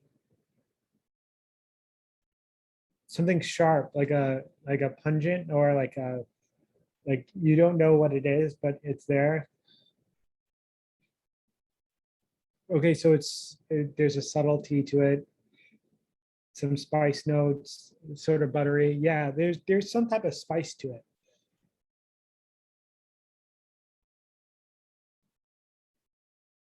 Okay. Yeah, so it's kind of like up in the air, really not sure what it is, but there's something there. All right, let's just taste it and then go in for it.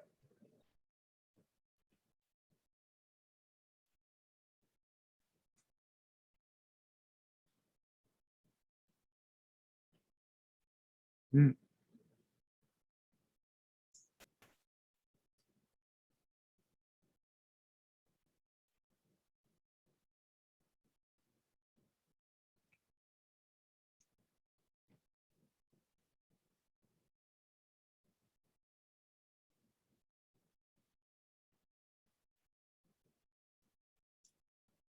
So feel free to also open your mouth and let like some air in.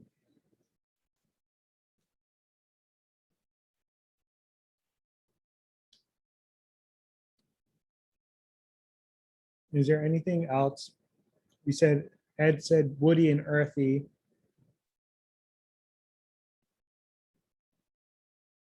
Anything else that comes to mind?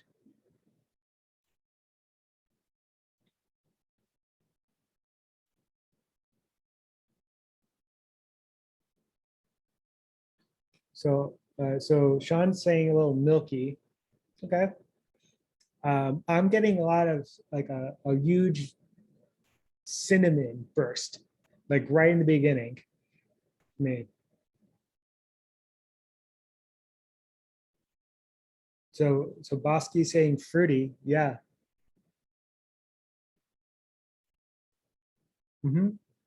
Yeah. So Eugene, that's like a good point to make out, to point out. So like 78 is pretty high for like a normal tasting. It's a little bit, you know, the average that we see is around 70%. So it is a little bit more bitter. And so more people are apt to have a chocolate that has a little bit more sugar in it. Good point and observation. Yep. So the sweetness is, you could tell that there's a difference there. You could tell that there's also maybe a difference for you in the mouthfeel. This is a little bit more fattier or like silky smooth almost. The other one was kind of like a little bit drier.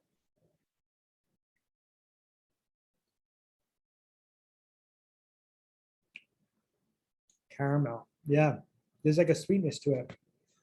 So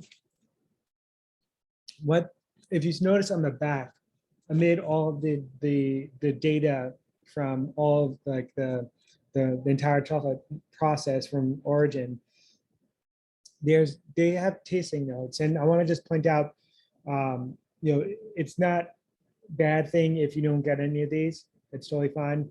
They have goji berries, deep cocoa, and vanilla, right? And we tasted other things, right? We tasted fruit. There's a whole bunch of fruit, woodiness, earthiness, caramel notes. I tasted cinnamon, and it's not on here. So these notes are depicting of what the chocolate maker and or that person's team has tasted. That doesn't mean that it's all the flavors in there as well. So just take it with a grain of salt, that when you see tasting notes, these are the flavors that you may be able to taste during their tasting experience. So just keep that in mind as we go along and going forward when you have a chocolate bar. All right. Hey, Sai, it looks like you have a question. Would you like to ask it? Is your palate insured? No, it's not. I should think that, you know, I feel like what, like J-Lo and Shakira insured their party parts. I mean, like I should, in some sense, I guess, do my palate. I don't know. We'll see. Do you know a guy or a girl who does that, insuring? Because that would be cool. All right. It's interesting, Ed, that you got a mushroom note to it. So that's like a umami taste. So it's really interesting. Actually, Sai, do you want to ask your question, since that was actually not Sai's question, that was my question. Oh, sorry. Oh, is that smoother feeling from the extra sugar? So Sai, okay, yeah. So the smoother feeling is they may have conched it a bit longer, so it's smoother. The particles are more rounded out. And it's also like a smoother mouthfeel. It's a very nice mouthfeel because of the added cocoa butter to it as well. So the sugar doesn't really add on a smooth flavor as far as it's making it more sweeter.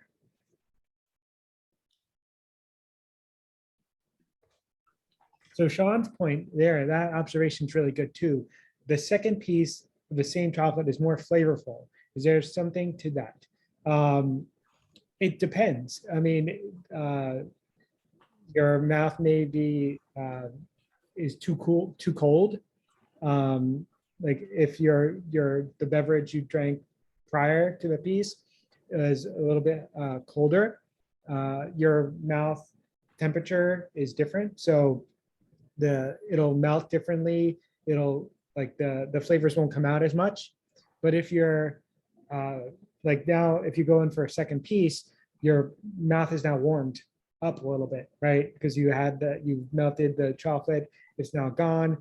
Now without taking another sip of your drink, it's now like back to a higher temperature, and it'll melt more easily, and it'll allow more flavors to come out.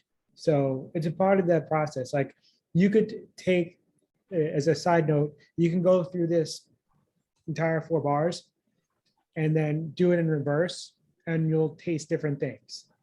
You could do this in the morning, and then you could do this in the afternoon, and then you could do this at night, and you'll have different experiences, all 3 different experience time at 3 different times. So it really, like I said before, there's no clear-cut answer to any question with chocolate. It all depends on the day, the time, and what's been going on with your eating for the day and drinking for the day as well. So Sid is asked, you mentioned 20 microns as a target for tasting smooth. Can you even sense if you're even going finer? Yes, exactly, yes. When it gets below 20, like around the 15 or like 15 to 17 micron level and lower, it starts getting sticky. And it will definitely be like you'll have to work it to like actually, it won't be a pleasant experience at all. 10 microns is way, way, way too small. It'll just like literally just lump together. You won't be able to temper it and work with the chocolate. These are great questions. Awesome, awesome, awesome, awesome. All right, so let's cleanse our palate. If you haven't done so already, I'm going to do that while you can look and get your 3rd bar, which is the Raffio chocolate.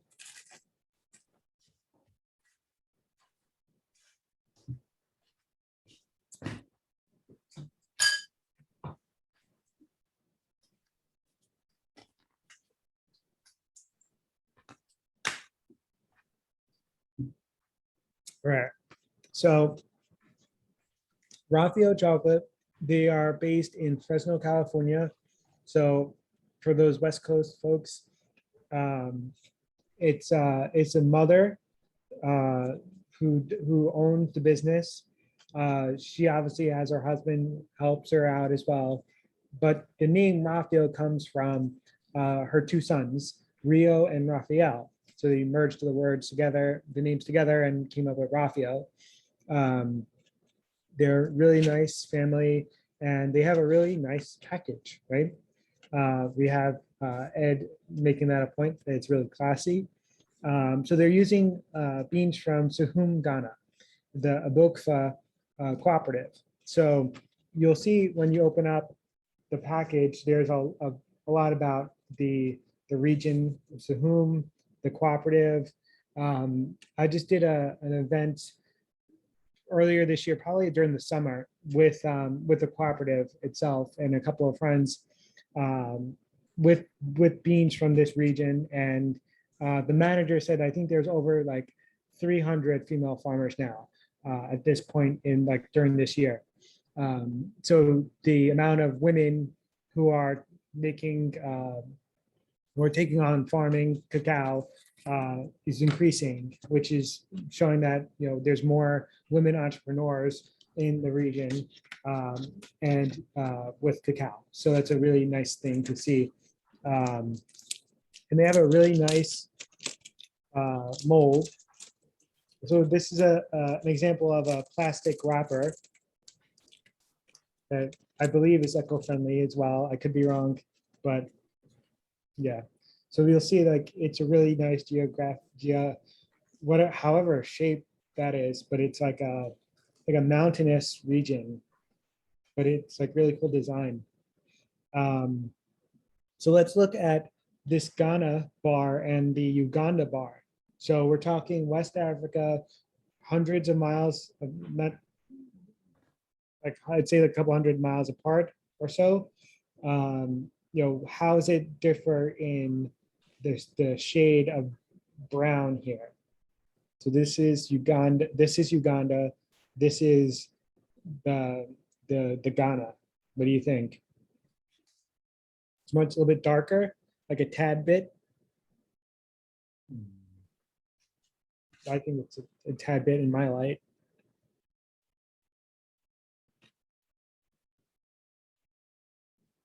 But either way, you'll see there's a nice shine to it. So let's go into the snap, and you'll see it's a little bit thicker than the white label bar. So I anticipate a lighter snap. What do you think about that?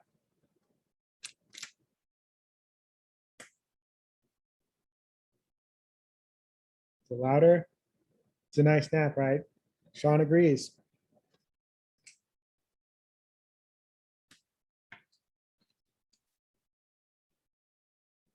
Three or four, Thanos level. Very snappy, big snap. All right, good, good, good.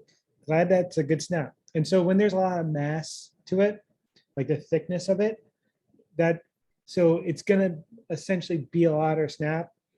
If it's well tempered, it'll definitely be a loud snap.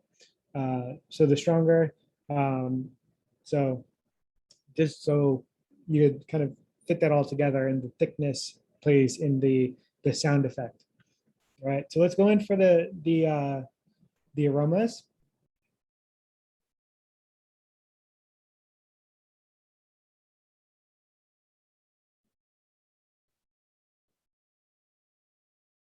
So what are we getting?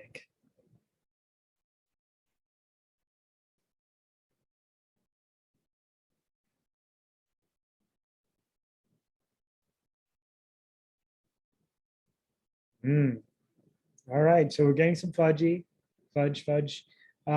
Fruit, yeah. It's interesting. I don't pick up on fruit, but I pick up on that chocolatey backbone, sort of fudgy along the way. All right. Well, now's the time to go in and taste it. So let's do it.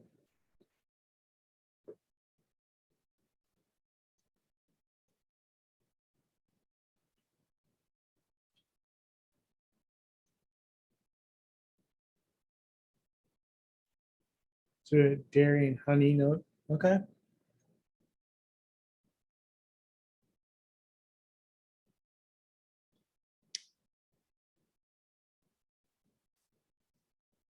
Mm.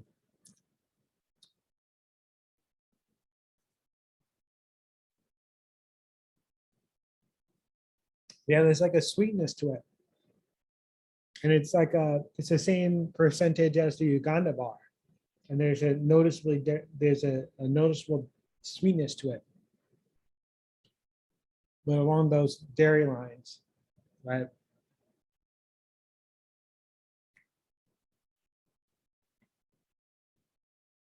Yeah. It's a pretty straightforward bar flavor profile, right? There's not a lot of there's not a lot of complexities to it. It's very straightforward. The variety for the West African cacao is Forastero, and so it's a very like chocolate forward bar. You'll always get like a nutty or like a deep chocolatey note, depending on how high you roast and for how long you roast. So like they're saying here, like the flavor notes you may taste, which is this is like the one company that I've ever seen that actually wrote flavor notes you may taste. I literally just talked about this like moments ago, and keeping that in your mind. But here you don't have to think that because they just put that there for you. And they talk about rich chocolate flavor and fig and fudge note. So, I mean, it's a deep like nostalgic chocolate compared to your big chocolate. candy bars, like this will like provide that chocolatey note to it. So Eugene, your question is, do chocolate farmers make their own chocolate too? Unfortunately, like a fraction of a percent, like a small fraction of a percent, actually do. So a lot of the chocolate farmers, the cacao farmers at origin, they don't even know whatever happens to their cacao, like 99% of the time. They never experience what a final product is.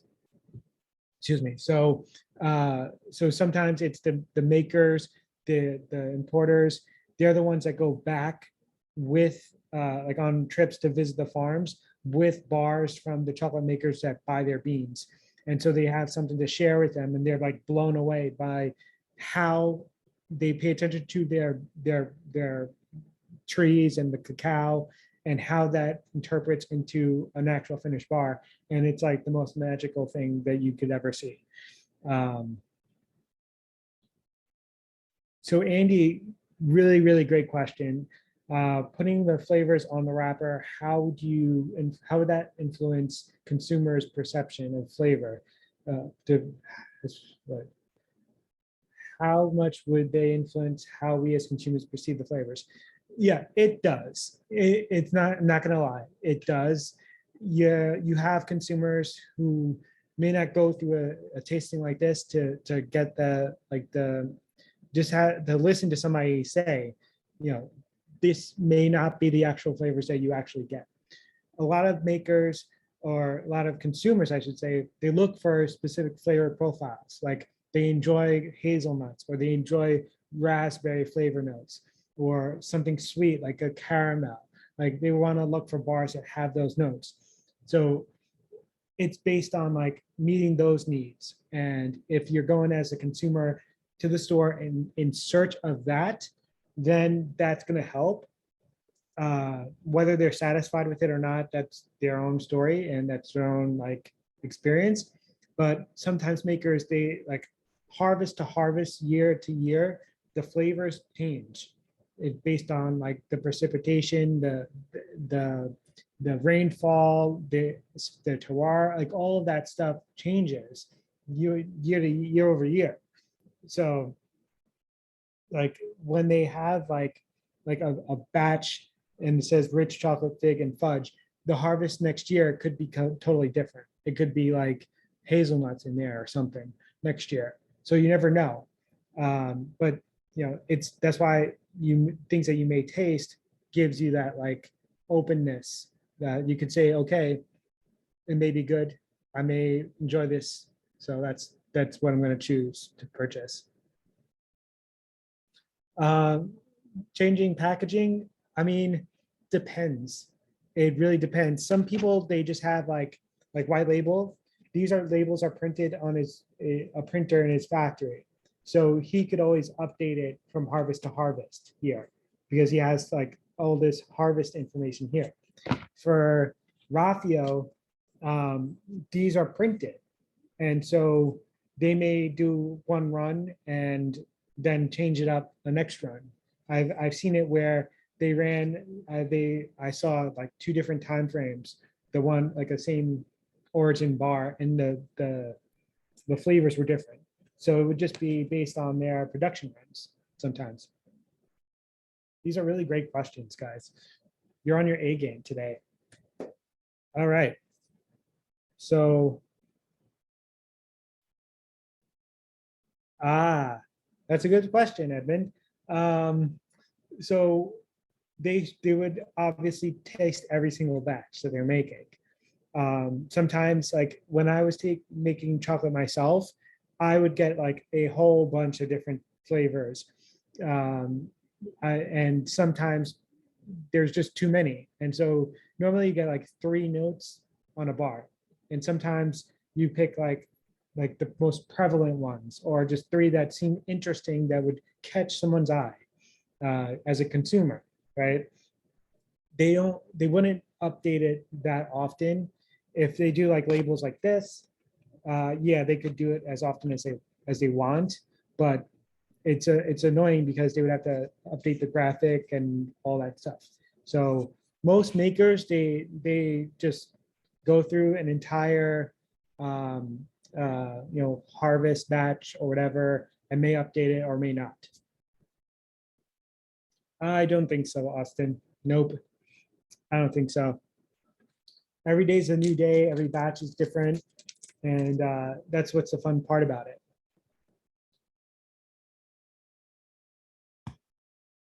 All right, so we're moving on to the last bar. And so this is Fresco Chocolate. They're in Washington State. So Linden, Washington.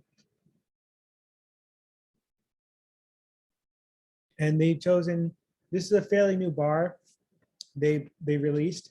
It is based in, the name of the beans, it's called Opeo Profundo. That's the name that the cooperative that works with these beans that fermented them, they just give that name to it. It's in the Waslala municipality in Nicaragua. I'm not 100% sure where that exactly is, but with their chocolate, it's quite unique because they buy a large amount, like several tons of beans from that area. And what their unique approach is that they roast it for certain times and they conch it for certain times. So if you notice when you open up the wrapper, on the top is the roasting options that they have. And on the bottom is the conching options. So you'll see that they may do a light, medium, and dark roast. And so they have 4 bars to each origin. So you have a light roast, dark roast, and a medium roast.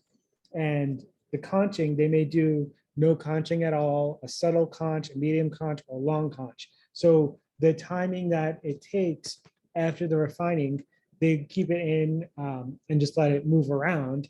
They do experiments and that they come up with these recipe numbers. So it's a unique play and they match up what works best.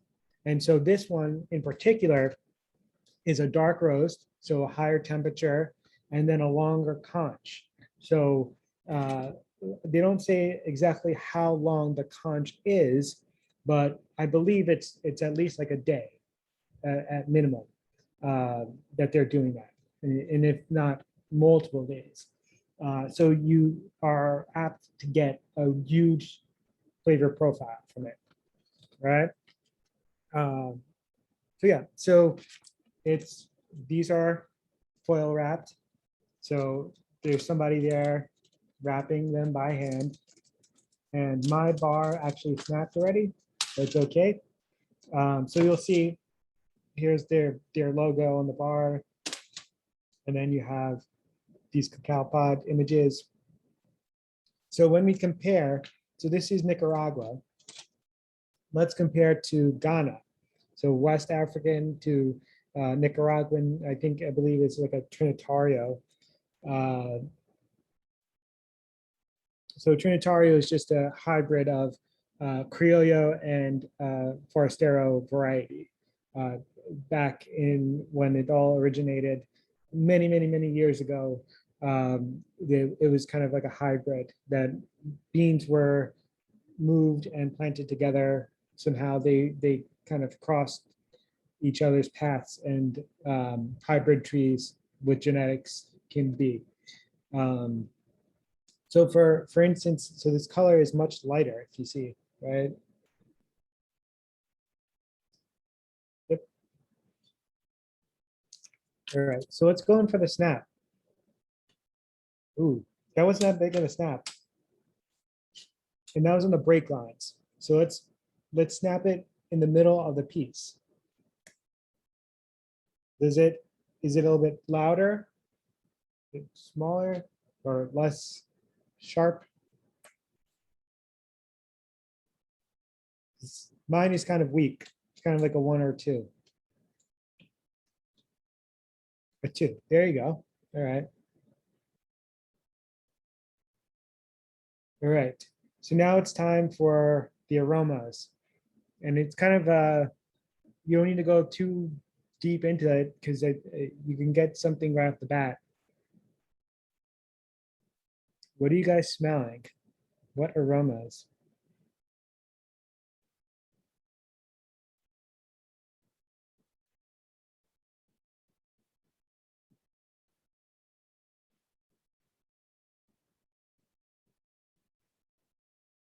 So I'm getting like a, outside of a chocolate, like a rich chocolatey note, I'm getting like a, there's like a hints of like fruit.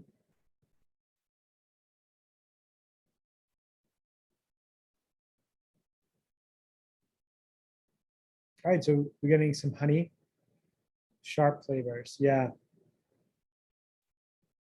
All right. All right, so let's go in for it. Let's see what we're getting flavor wise.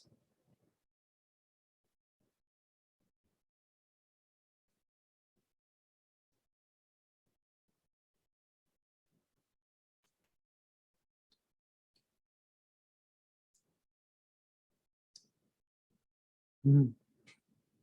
Good observation, Brian.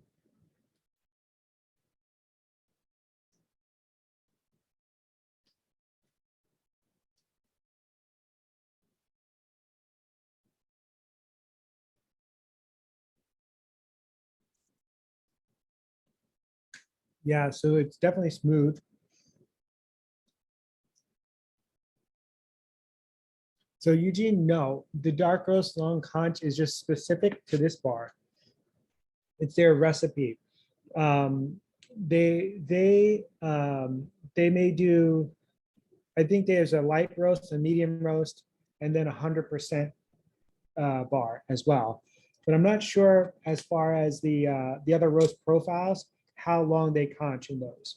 But it seems like they play around with it. So it could be that one is like a medium conch or a short conch as well, when you have like a lighter roast. Or they could be, you know, all long conch for like the several days period of time and just with different roast profiles. So we really don't know. Yeah.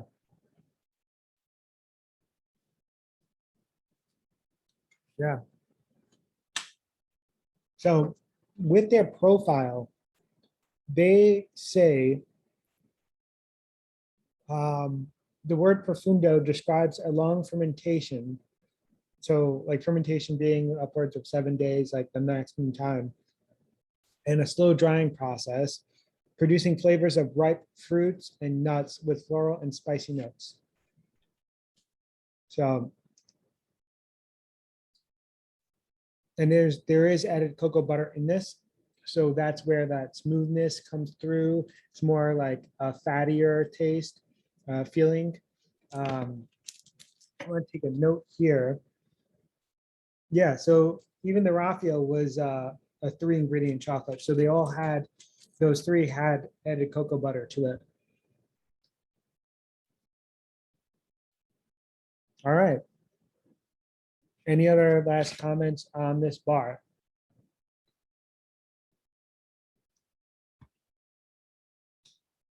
All right. So as we now finish the 4 bars,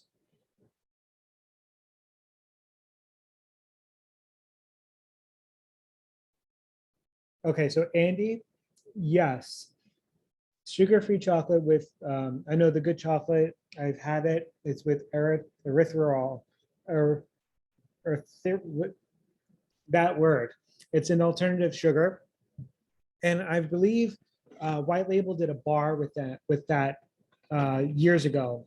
And it just is a different melt feel to it. It's an alternative. I believe he still does those bars just for those who can't have sugar. Yeah, I mean, it's not a lot of people are using it. Like every so often, there's one person, one maker that has a sugar-free bar with an alternative sugar. Um, it's it just leaves like a weird taste to it. And most chocolate makers, like 95% of them, are using like organic cane sugar. So there's only a small percent of like the craft chocolate market that's actually using some alternatives, just like with maple sugar sometimes. Some are using monk fruit sugar. That's an interesting play as well. But yeah, it's a unique approach, and there's always a market for those who are not able to have the sugar. And so when cocoa butter is explicitly listed, it means they added an addition to what's in the bean? Yes, that is correct. We don't know exactly how much though. I don't think there's any chocolate maker that actually posts that on the bar. It's just really like there's a lot to know about how much caffeine, how much cocoa butter is in a bean. Like there are percentages that you could test, but it's a little too granular for like the average consumer to even know or care about. So they just say like it's added cocoa butter. Yeah, so good question with that. White label is interesting. Yes, Philip, I agree. Sai, how much caffeine is naturally in cacao? That's a great question that I don't know actually, because with all these other answers that I'm giving you, there's probably a lot of variables for that based on region and the beans and the size of the beans and the recipe. But yes, there is definitely caffeine, and yes, you will feel jittery. If you get a headache, just drink a lot of water. Yeah, because if you eat a lot of chocolate, you may get a headache. Yeah. All right. Great questions. All right, so we're almost there. We're right there. Almost done. All right, so I have a poll that I'm going to post. You'll see on your screen shortly. We're going to be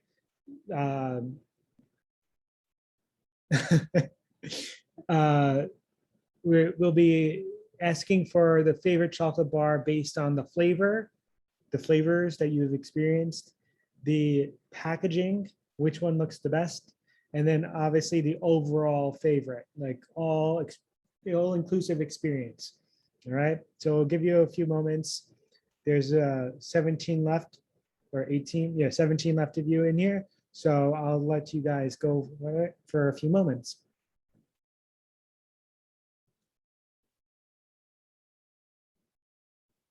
Oh, Philip, you have to choose it.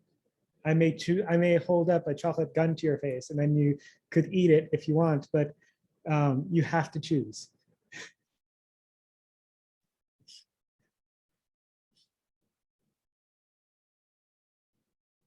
All right.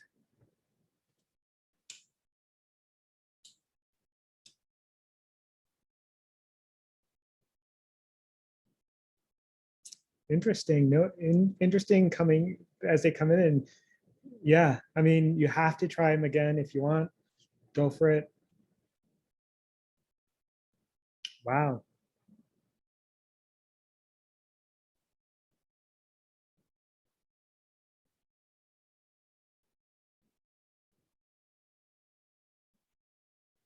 Mhm. We're almost there. We have 14 of 17. So I think we'll give it like 3 more seconds. If anybody else wants to answer. All right. So all right. So we have 15 of 17 in.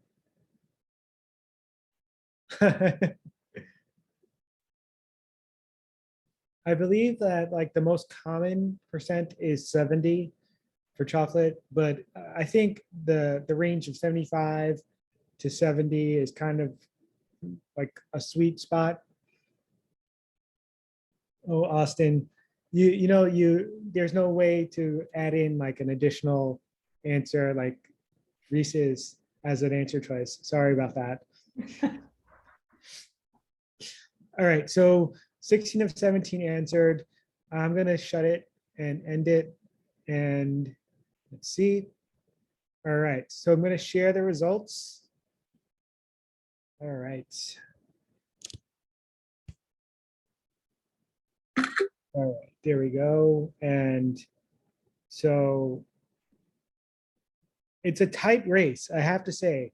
So based on flavor alone, we have White Label and Vesta coming in tied. And then Raphael and Fresco are tied. So that's pretty, I've never seen the split decisions on flavor before. So that's really interesting. The packaging, everybody, a lot, like 50% of you went with Raphael. All right, I could see that. All right. And then overall, the winner is, oh, wow, it's a White Label by 2 people. So it's 38% to 25% there. All right. Well, that is the winner. So thank you all for sharing in that. And all right, so I'm going to stop sharing that for a moment there. And just going to hide it. I can. Okay. All right, so this kind of culminates everything. I'm moving my, there we go. All right. So this kind of concludes the entire experience. We do have, I want to thank you all, first of all, for joining. It was a wonderful time. The questions were by far like amazing. I appreciate everybody who shared your questions and experiences and all that. Team building merit badge. Maybe Ed could get in on that and be creative. Will do. Or HR. Yeah, I mean, yeah. Thank you, Austin, for that. Awesome. All right, so I do have a feedback survey, a link that I'll share with Ed in an email that he could send out, or if you want, Ed, I could send it out to everybody that was on the invite. I'm not sure if everybody on that invite was here today or not, but you could let me know. However, do you like me to send that out? Yep. But there's also a link to our profile on the Vendry. If you want to spend time with a feedback survey, you just want to give a note of your experience, you could also, I have a link there for the Vendry if you want to leave a recommendation there. And we obviously approve, in order to improve, we want to get some feedback, whether it's good or bad or constructive or whatever. So feel free to share any of that. And I want to just thank you all. You can hit us up on social media. We do have an online shop with chocolate bars. You can use this nice fresh discount code, AFresh15, and you can get a 15% off on any bars that we have there. And I know that I have about a dozen more bars that I'm putting up in the next week or so, within the week. So there's a wide variety there of different makers, different origins, different percentages, and a lot of fun ones coming as well. So with that, I want to just thank you all, and that culminates everything. I don't know if Ed, you want to share any. No, I was just gonna say thank you so much, Glenn, for a really informative, thorough, and very educational set of information. It was really, really interesting to learn a lot about it. And obviously it was very tasty as well, as we got to taste all these chocolate bars. And thank you so much, obviously, for making this happen on short notice. Let's give Glenn a round of applause and mute those mics, people. Mark, I see you're still muted. There. Anyway, also everyone else, thank you for attending. Thank you for obviously, sorry that this got delayed from last week, but hopefully it was really, really awesome. Hope you all enjoyed it. And yeah, have a great rest of the day. Awesome. Thank you. Yeah. Thanks So much. Thank you. Thank you so much. Thank you. Bye. Bye.